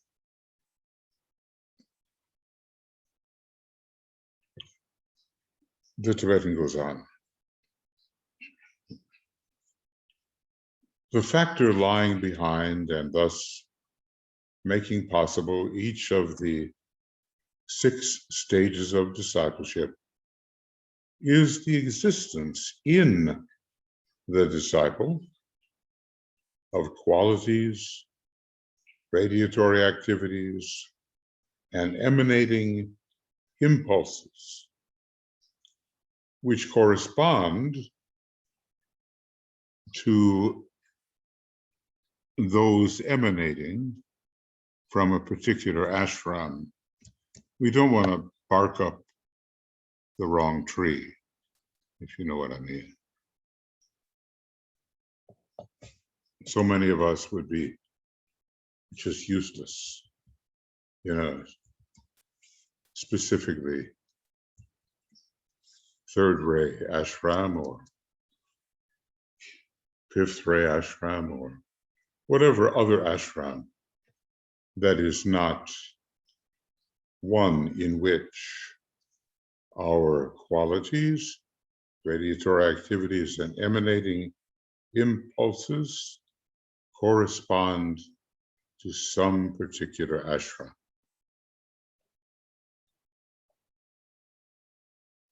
So we have to choose a right, and sometimes in the beginning, mistakes will be made, and we will find ourselves in some learning situation. Never hurts to learn what's going on in another ashram, but if carried on too far inappropriately, we're missing the kind of instruction which specifically we need to advance spiritually along our ray line of qualities, radiatory activities, and emanatory impulses. So, friends, do we really recognize what's coming out of us and to which ashram those emanations are appropriate? Now, of course, Master DK has a big training ashram, and he takes many students whose ultimate home, spiritually considered, is not with him, but he does take up the humble task of preparing them for more graduated work, solid work in the ashram of their true belonging. That Jesuit priest always comes to my mind. I can't remember if his name is PDC or something like that. Anyway,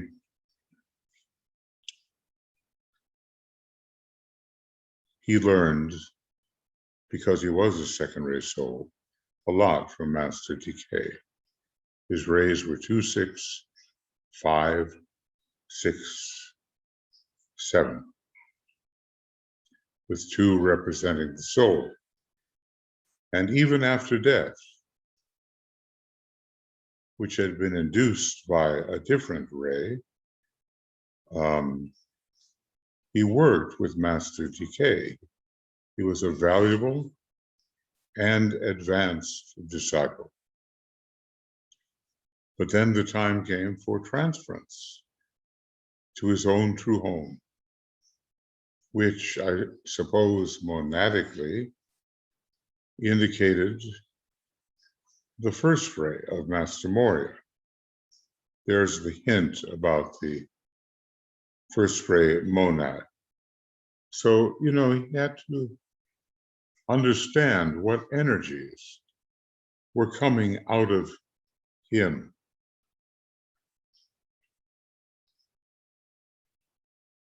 I wonder if we take a moment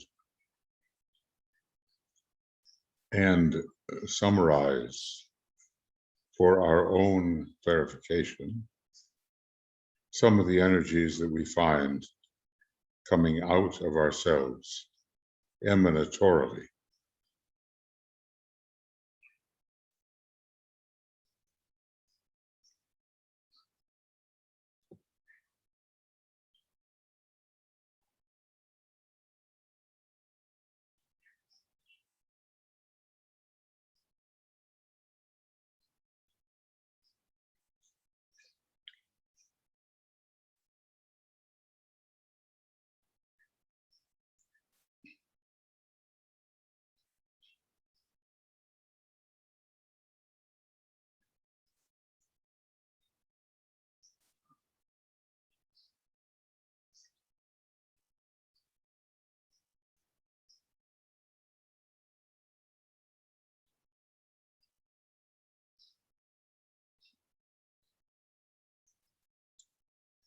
Because that's what will help. We know what is coming forth from our nature. Is it the light-bearing influence of the second ray? Is it that shielding, guarding, protective love of the second ray? Is it the quest for omniscience, ever dissatisfied with one's highest attainments in learning of the second ray? Well, I mentioned the second ray emanations because we are in a way such a second ray group, and I guess to admit I was simply thinking about the qualities coming out of me, and you would do the same. There are other qualities, and maybe they hint at the monadic ray. The man who was killed by the Nazis Was his name Monchart? I really should look that up.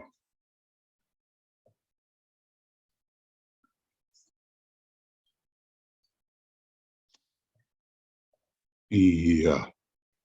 So his name was Jean Monchart. In his PDW,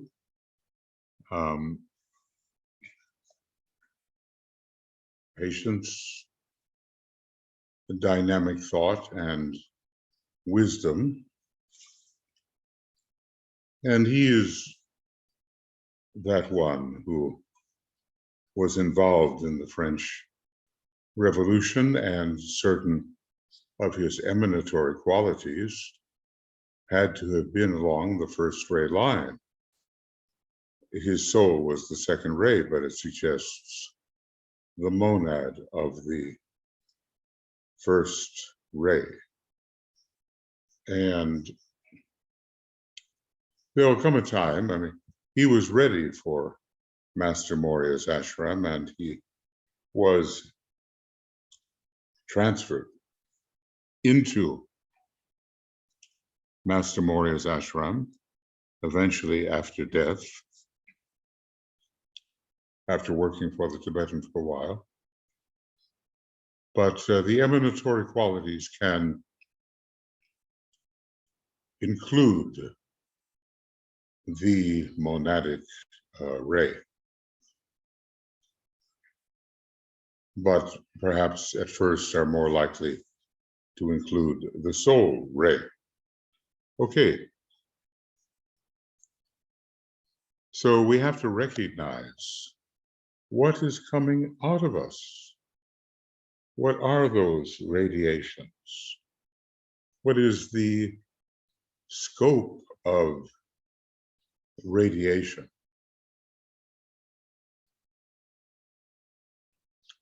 And then we'll know our proper ashramic tree, as it were. We can bark up that tree. But maybe that's not such an easy thing to do immediately. But with experience, more and more, it comes. I have a dear friend, and I just know he's not barking up the same tree that I am, ashramically considered. He's a mathematician, what can I call it? A man dedicated to refining optic machinery and its use. I think he considers all questions of immortality to be nonsense. Somehow we're very dear friends, but different qualities, different radiatory activities, different emanatory impulses come forth. I have 3 children in this incarnation. One of them shares, I'm certain, the same soul ray as my own, the second ray, but perhaps not the same master on that ray. The other is a philosophic reasoning soul who does not believe unless it can be logically proven. The other is a former and potentially reawakening occultist on the 7th ray. And there the line for conversation is much more open, because we know that Well, many seventh ray people, believe it or not, can believe fantastical things, but they can also enter deeply into occultism once they become more learned and become less involved with technique, you might say. So we are radiating, we are emanating, we are sending forth for the benefit of others. And hopefully we find those for whom there is a real benefit. Otherwise, we're like the master who tries to teach people who are not synchronized with him. Well, he'll do something. There were a few of those in Master DK's group, a couple of seventh ray souls who just weren't in sync with Master DK. And there was, there were a couple of third ray souls. I think Master DK has a lot of that in his nature. From a monadic perspective, but he was only successful so far with them. So there has to be an attunement between what the student contains and what the master can offer.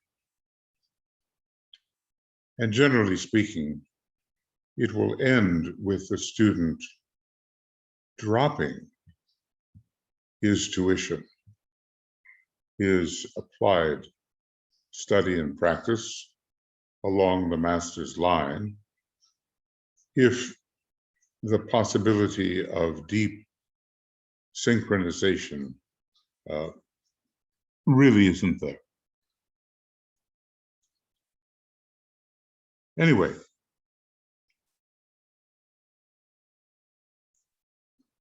what's making possible each of the 6 stages of discipleship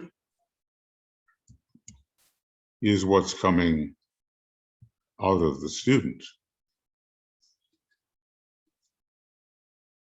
These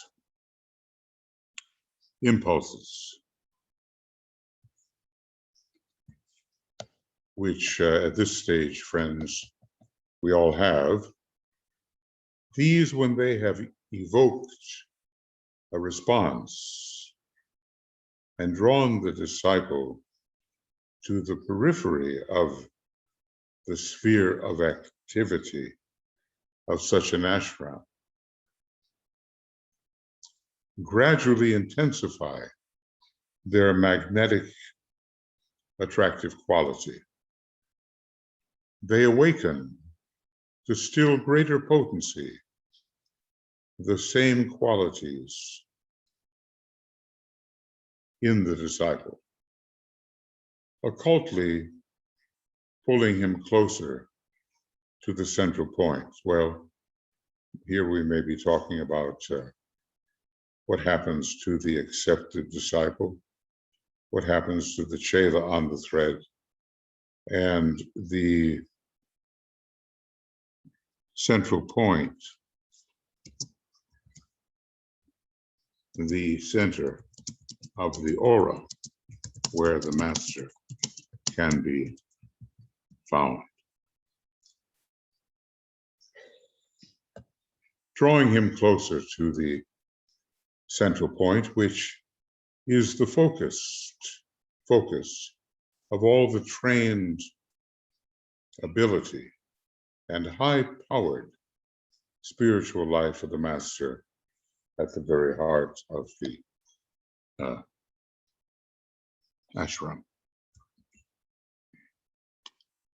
So whatever we have in us, as it reaches the point of acceptance, is strengthened still more as that peripheral existence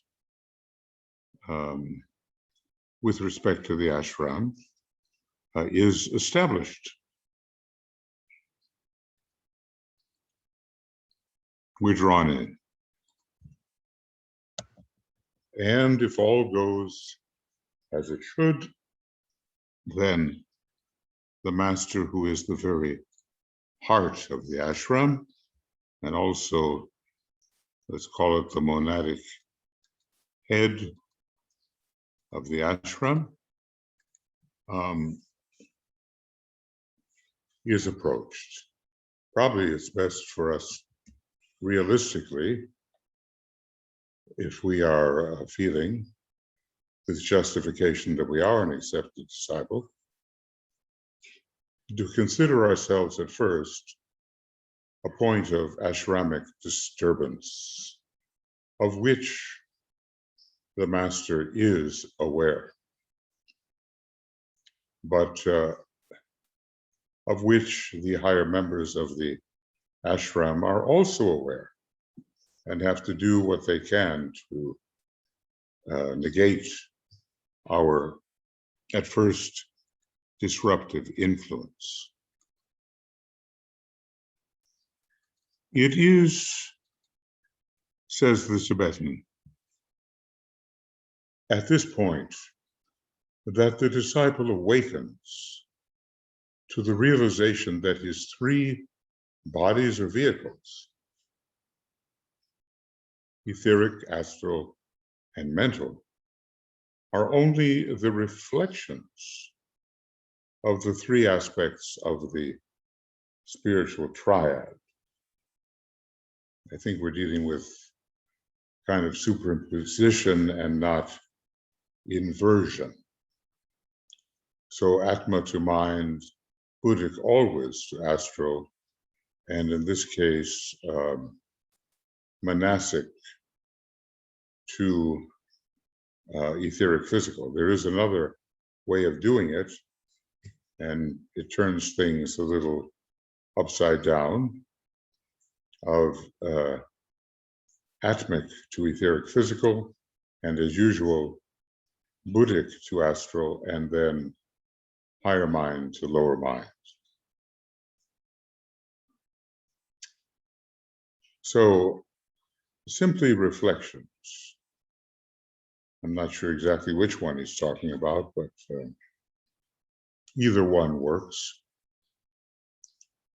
Reflections of the three aspects of the spiritual triad, and can be generated in a Maya Varupa from those outposts within the spiritual triad for the fourth degree initiate and beyond. I don't think a third degree initiate can generate a Maya Varupa.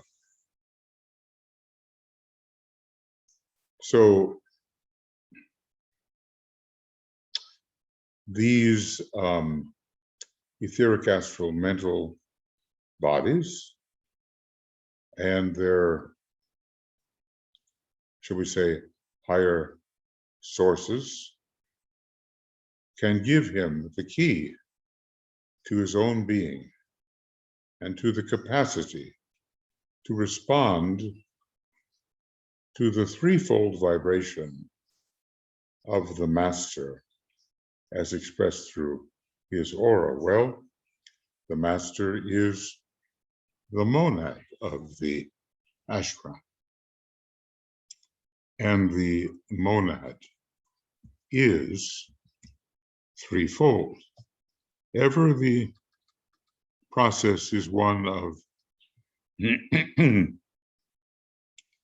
increasingly knowing ourselves. And it certainly doesn't stop with going to a psychologist and finding out what one's camomonastic complexes actually are.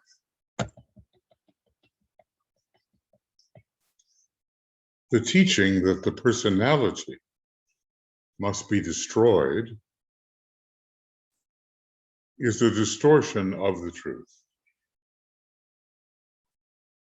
Eventually, it is, if anything, enhanced by the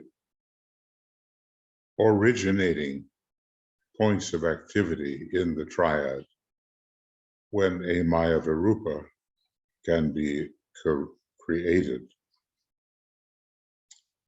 So DK corrects many misconceptions which, if followed, would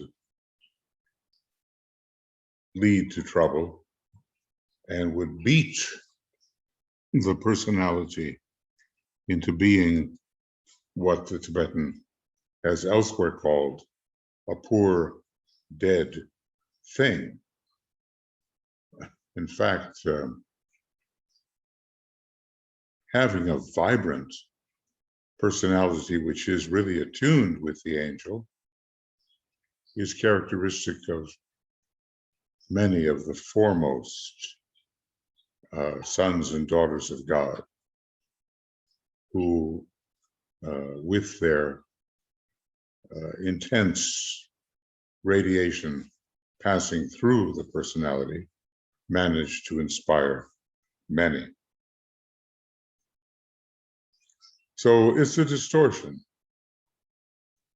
The personality as an elemental resource will be destroyed or negated at the fourth degree, but the qualities that made the personality what it was in its particular degree of advancement and coming from the triad, they will be preserved. His focus of consciousness has to be shifted from the threefold lower nature.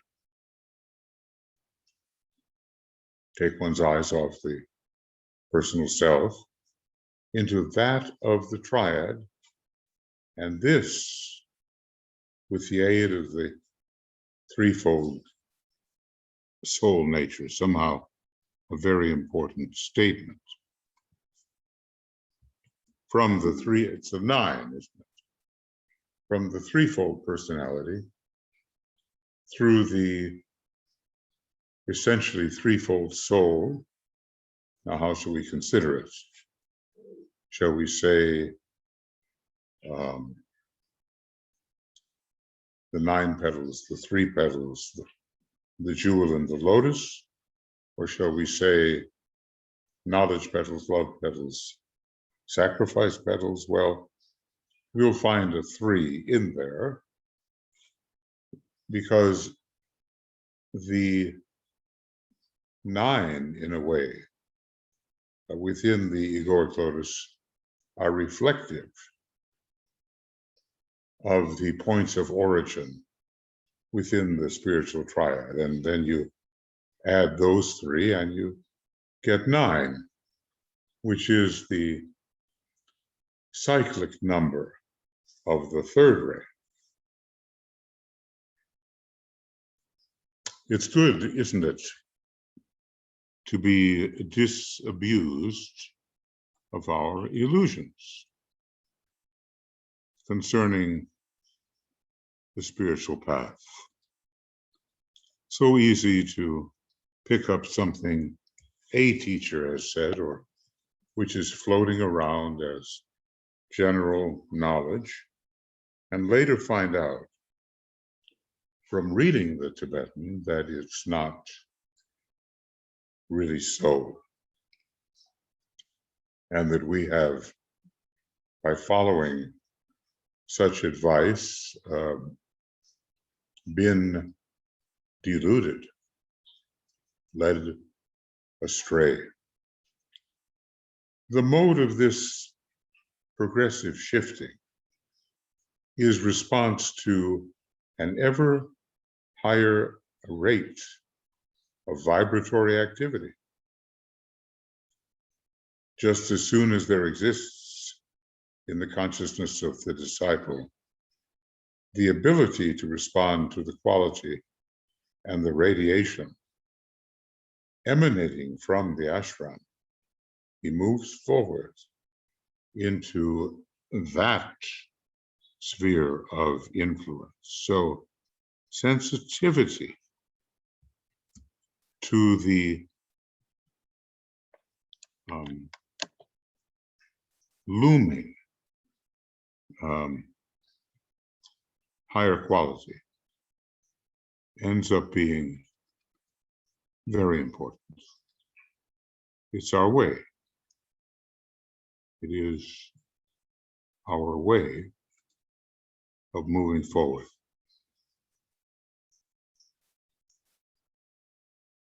So in fact, we're always trying to attune to something higher, some emanating source, some point of tension.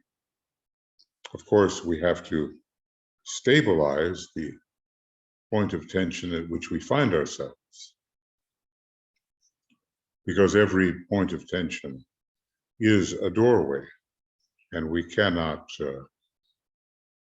climb a rickety series of stairs. The whole thing might collapse. So we have to secure our position on each one of those steps, or maybe we can say on each rung of the ladder.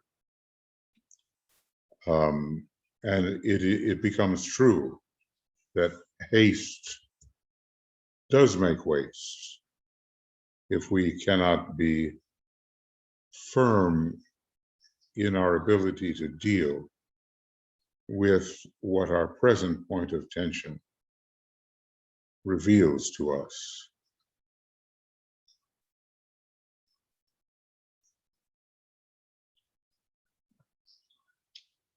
That in his own aura, or that in his own aura, which is akin to the quality of the master's aura, is trained, intensified, and purified.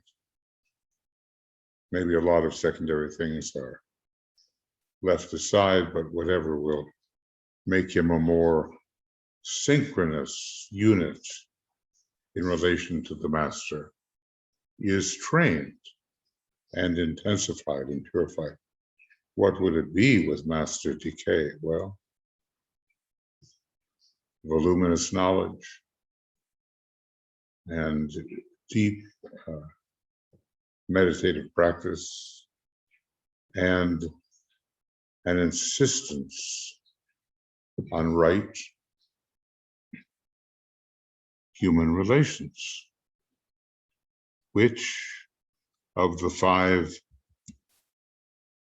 outwardly emerging ashrams forthcoming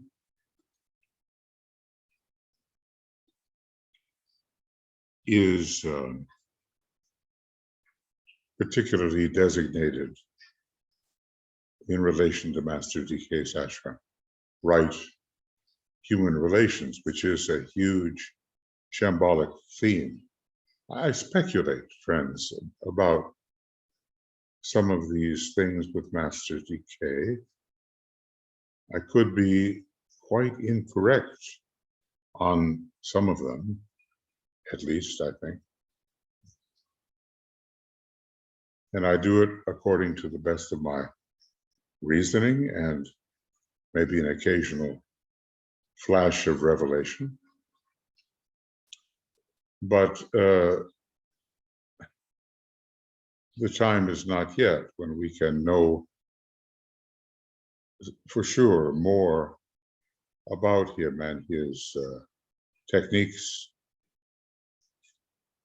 and his real ashramic management.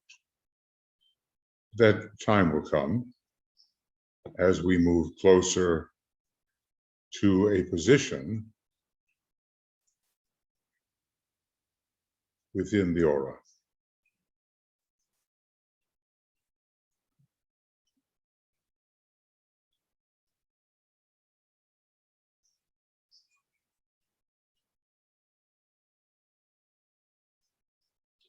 But service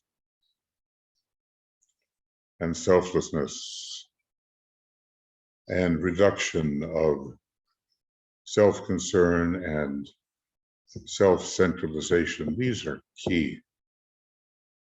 So we have to judge how ready we are to establish those states in our consciousness and activity. Now, of the Chela, his own radiatory activity is advanced as the ashramic life plays upon his vehicles until in time he becomes the Chela within the aura. So the ashram is definitely a source of stimulation and of inevitable growth if the opportunity will be seized.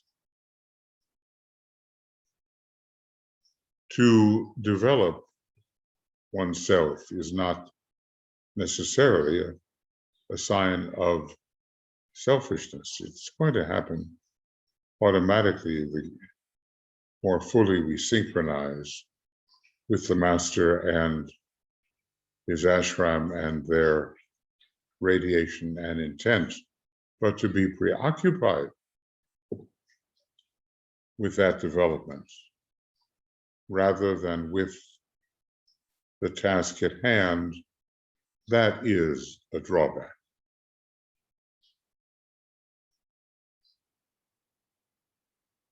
So his own radiatory activity is enhanced rather, as the ashramic life plays upon his vehicles. Do any of us sense this happening?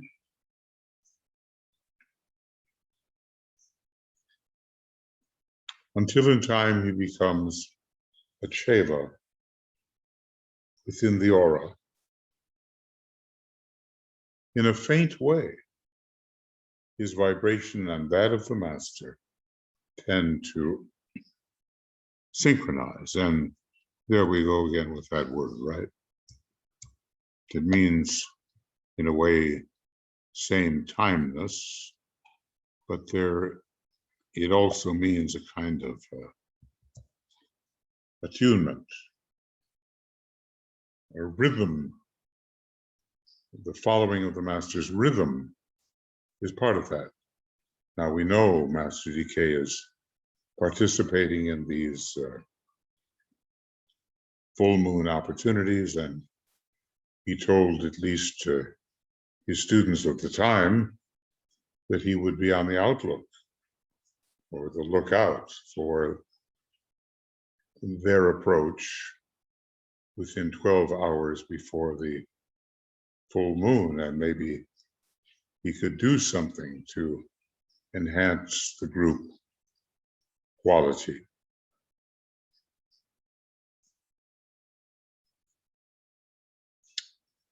So that's a rhythm, observing the full moon rhythm, and maybe add to it the new moon, and the rhythm of certain very holy times, the Wesak festival, the festival of Leo, the festival of Easter, and Gemini.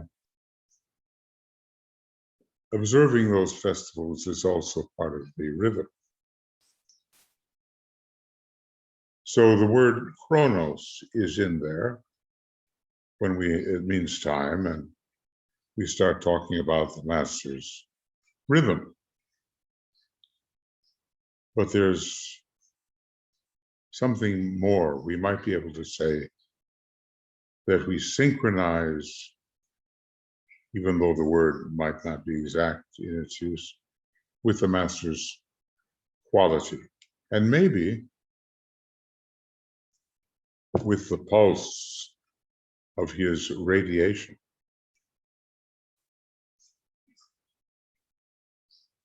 We can't reach, as he reaches, the same extent, but there's some kind of qualitative aspect which is related to this synchronization. The master is the very center of our ashramic life. And it's not by waves of devotion, which can be obstructive, that we approach a condition of necessary synchronization. We just have to understand what is troublemaking from a newly inducted point of ashramic light, and be prepared to be surprised. There's no hiding from the ashram. If you're brought near it, there's just so many aspects of the personality life which you may be inclined to intrude upon the affairs of the ashram, and that would be a big mistake. The ashram, or let's just say the personality doesn't really enter the ashram at all. The higher correspondences to the personality, those points of triadal activity, yes, they enter the ashram. But are we sure enough to be able to identify them? It's all such a question of disabusing ourselves of the preoccupation with the lesser while we move on to the greater. And taking very seriously, but with a sense of humor at times, that moving on.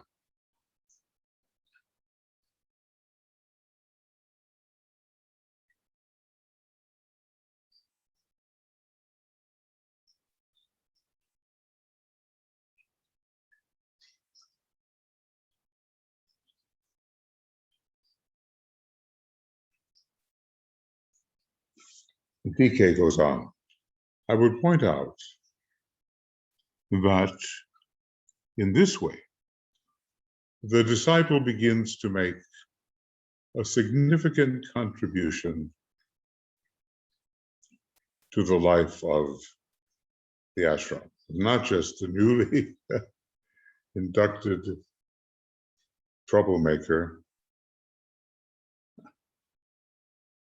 even without knowing he's a troublemaker. Each disciple who penetrates into the aura of the master through similarity of quality and vibratory activity enriches and intensifies the group with which he is affiliated. Now, there is a statement.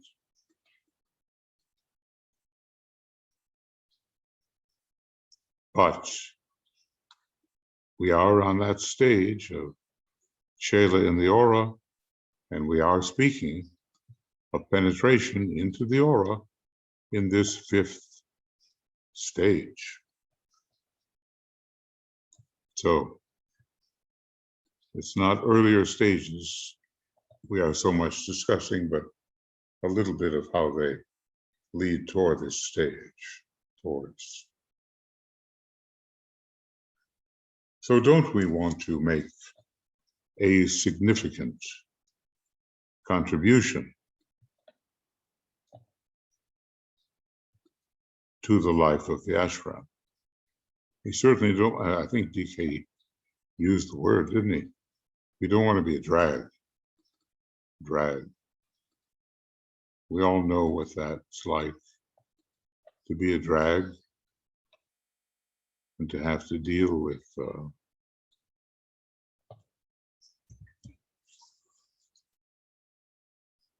those who hold up progress. And the worst is, but I don't think you're going to find it here, those who hold up progress and at the same time have an unwillingness to improve or change. I don't think such an individual would get this far, but we encounter it all the time, and it's a very frustrating thing. Very frustrating.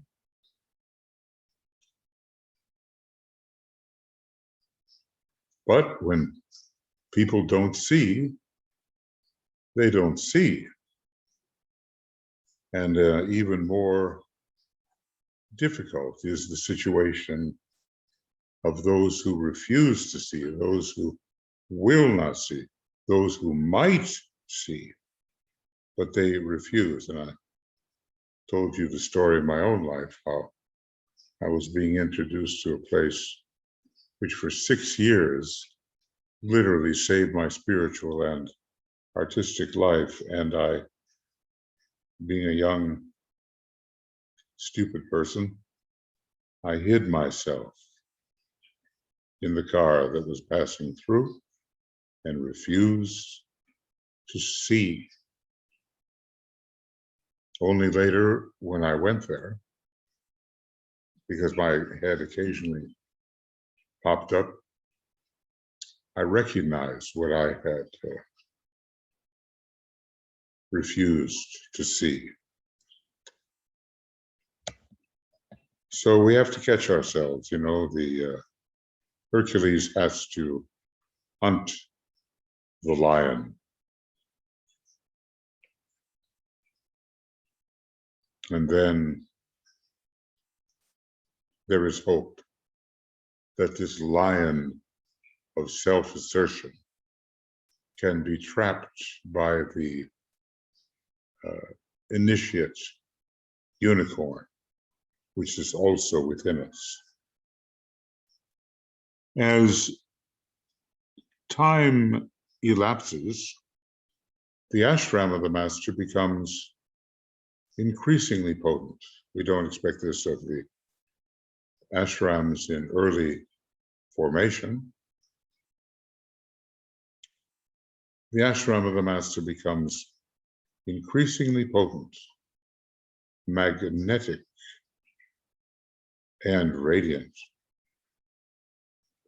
Within that aura, the initiate disciple, and that's what he is by this time, if he's in the aura, he's an initiate in the sense that the third degree is the true first initiation. And you really are not going to be a chela within the aura unless you've taken the third degree. As time elapses, the ashram of a master becomes increasingly potent and magnetic. Within that aura, the initiate disciple, I think he called Roberto Assagioli by that name, or by the name disciple initiate. The initiate disciple carries forward the work, his work, standing at the radiant center of the group life and working from thence outwards in service. He is ever careful to protect that center from any quality of his own aura, which is not in harmony with the quality of the master, and to keep, as far as may be, outside his own consciousness any thoughts or desires which might disturb the group aura. So here is our increasingly magnetic center, and here is our disciple, initiate, or initiated disciple, or initiate disciple, working scrupulously at his work, but also to prepare, rather to protect the aura of the master and the goings-on of the master from his work, if his work is not properly attuned.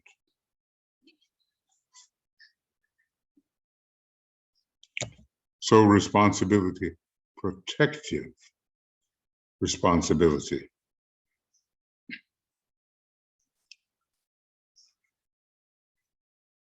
And when he's admitted to this stage, he's just not admitted unless he really can guard himself. And the sphere of influence, another name for the ashram, of which he is a part.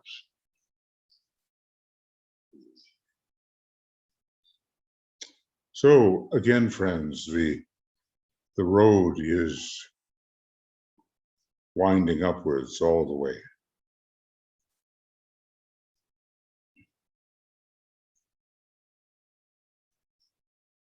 And if we do not demonstrate fitness, we will not find ourselves in the position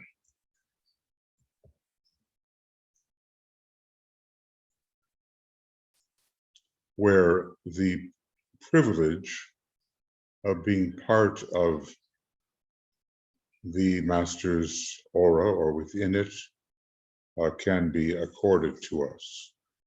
There's no fooling the powers that be. There's no pretending. There's no claim making. The master sees. We are seeing accordingly.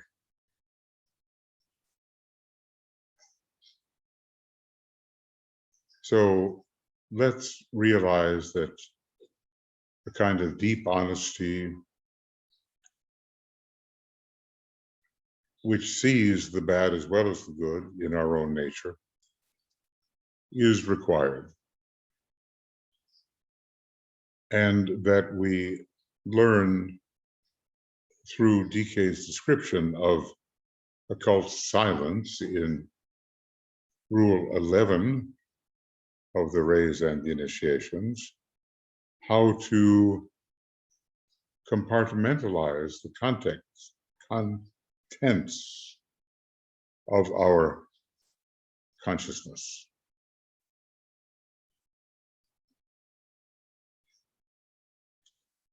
There are just some things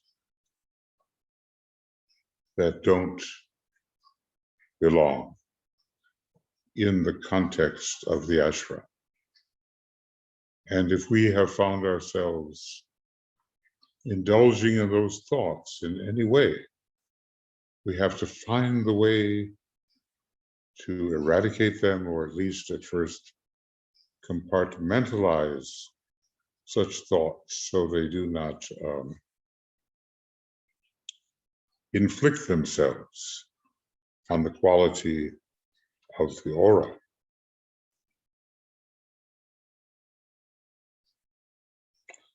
You can see, therefore, that the hierarchy itself is only a great ashram with a triangle at the center. I think that tells us something about ashrams and groupings, and in one of those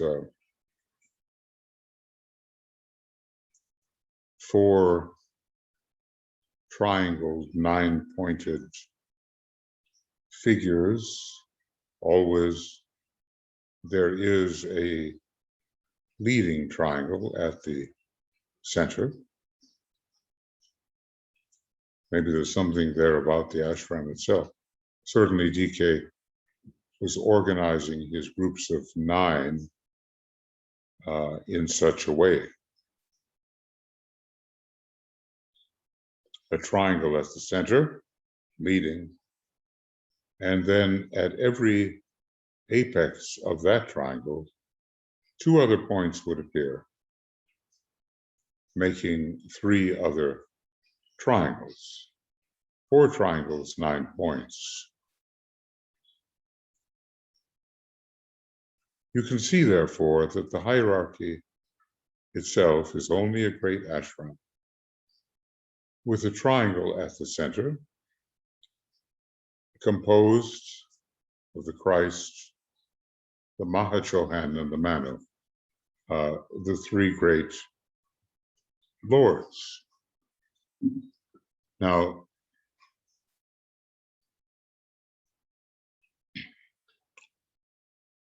symbolically speaking, this triangle constitutes one radiant center. You know how it is when the rotation occurs, it all blazes forth, and the points themselves are lost in that general sphere of radiance.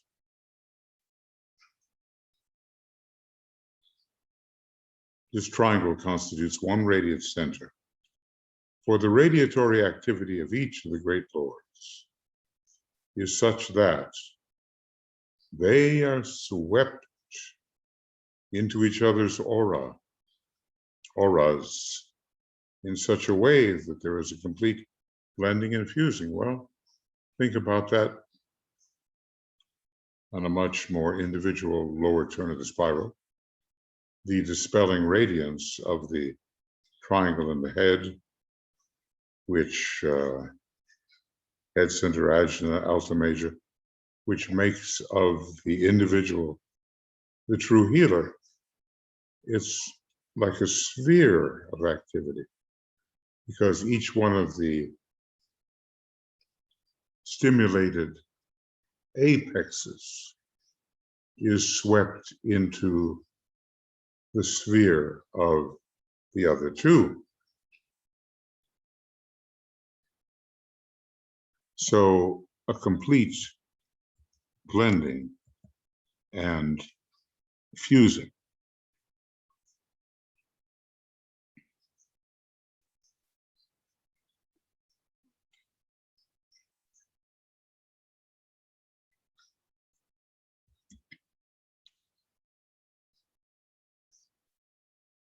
So whether we're dealing with the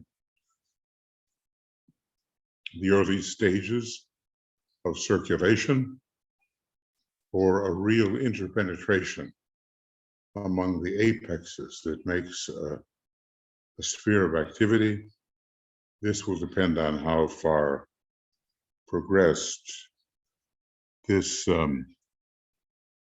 triangular movement really is. Every ashram radiates one major quality according to the ray of the master at the center.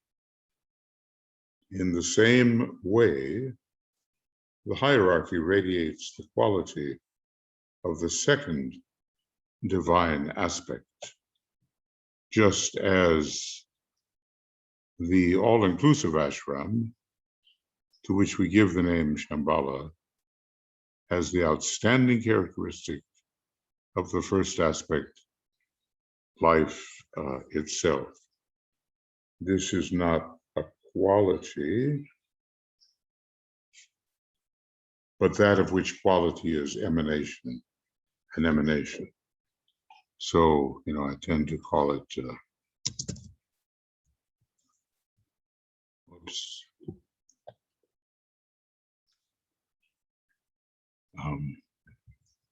pure being. So every ashram represents some basic, major quality. But the hierarchy has for its major quality the second aspect, which I can portray in the color indigo. And finally, Shambhala itself, which has that quality, if we can call it a quality, of the first ray, but really something even deeper than the first ray, which is pure being itself. So this is not really a quality, but something of which quality is an emanation. I've been trying to get that point across, in a way, the whole world emanates from what we essentially are. The Vedantists knew this, the Brahmins knew this, from India and well before, they knew this.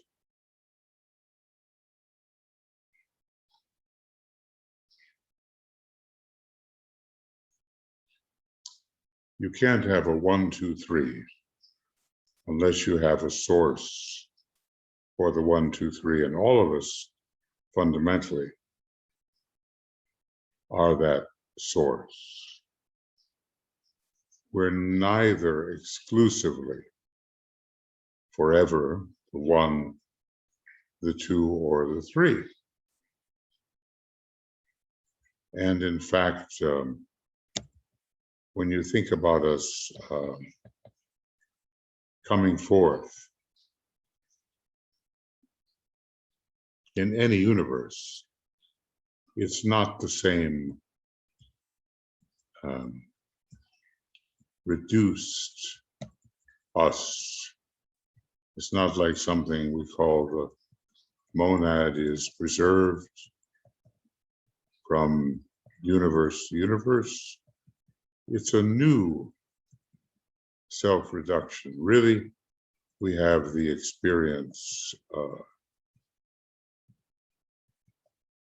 being all things. And the only thing we are with consistency is that fount of all emanations that we call pure being.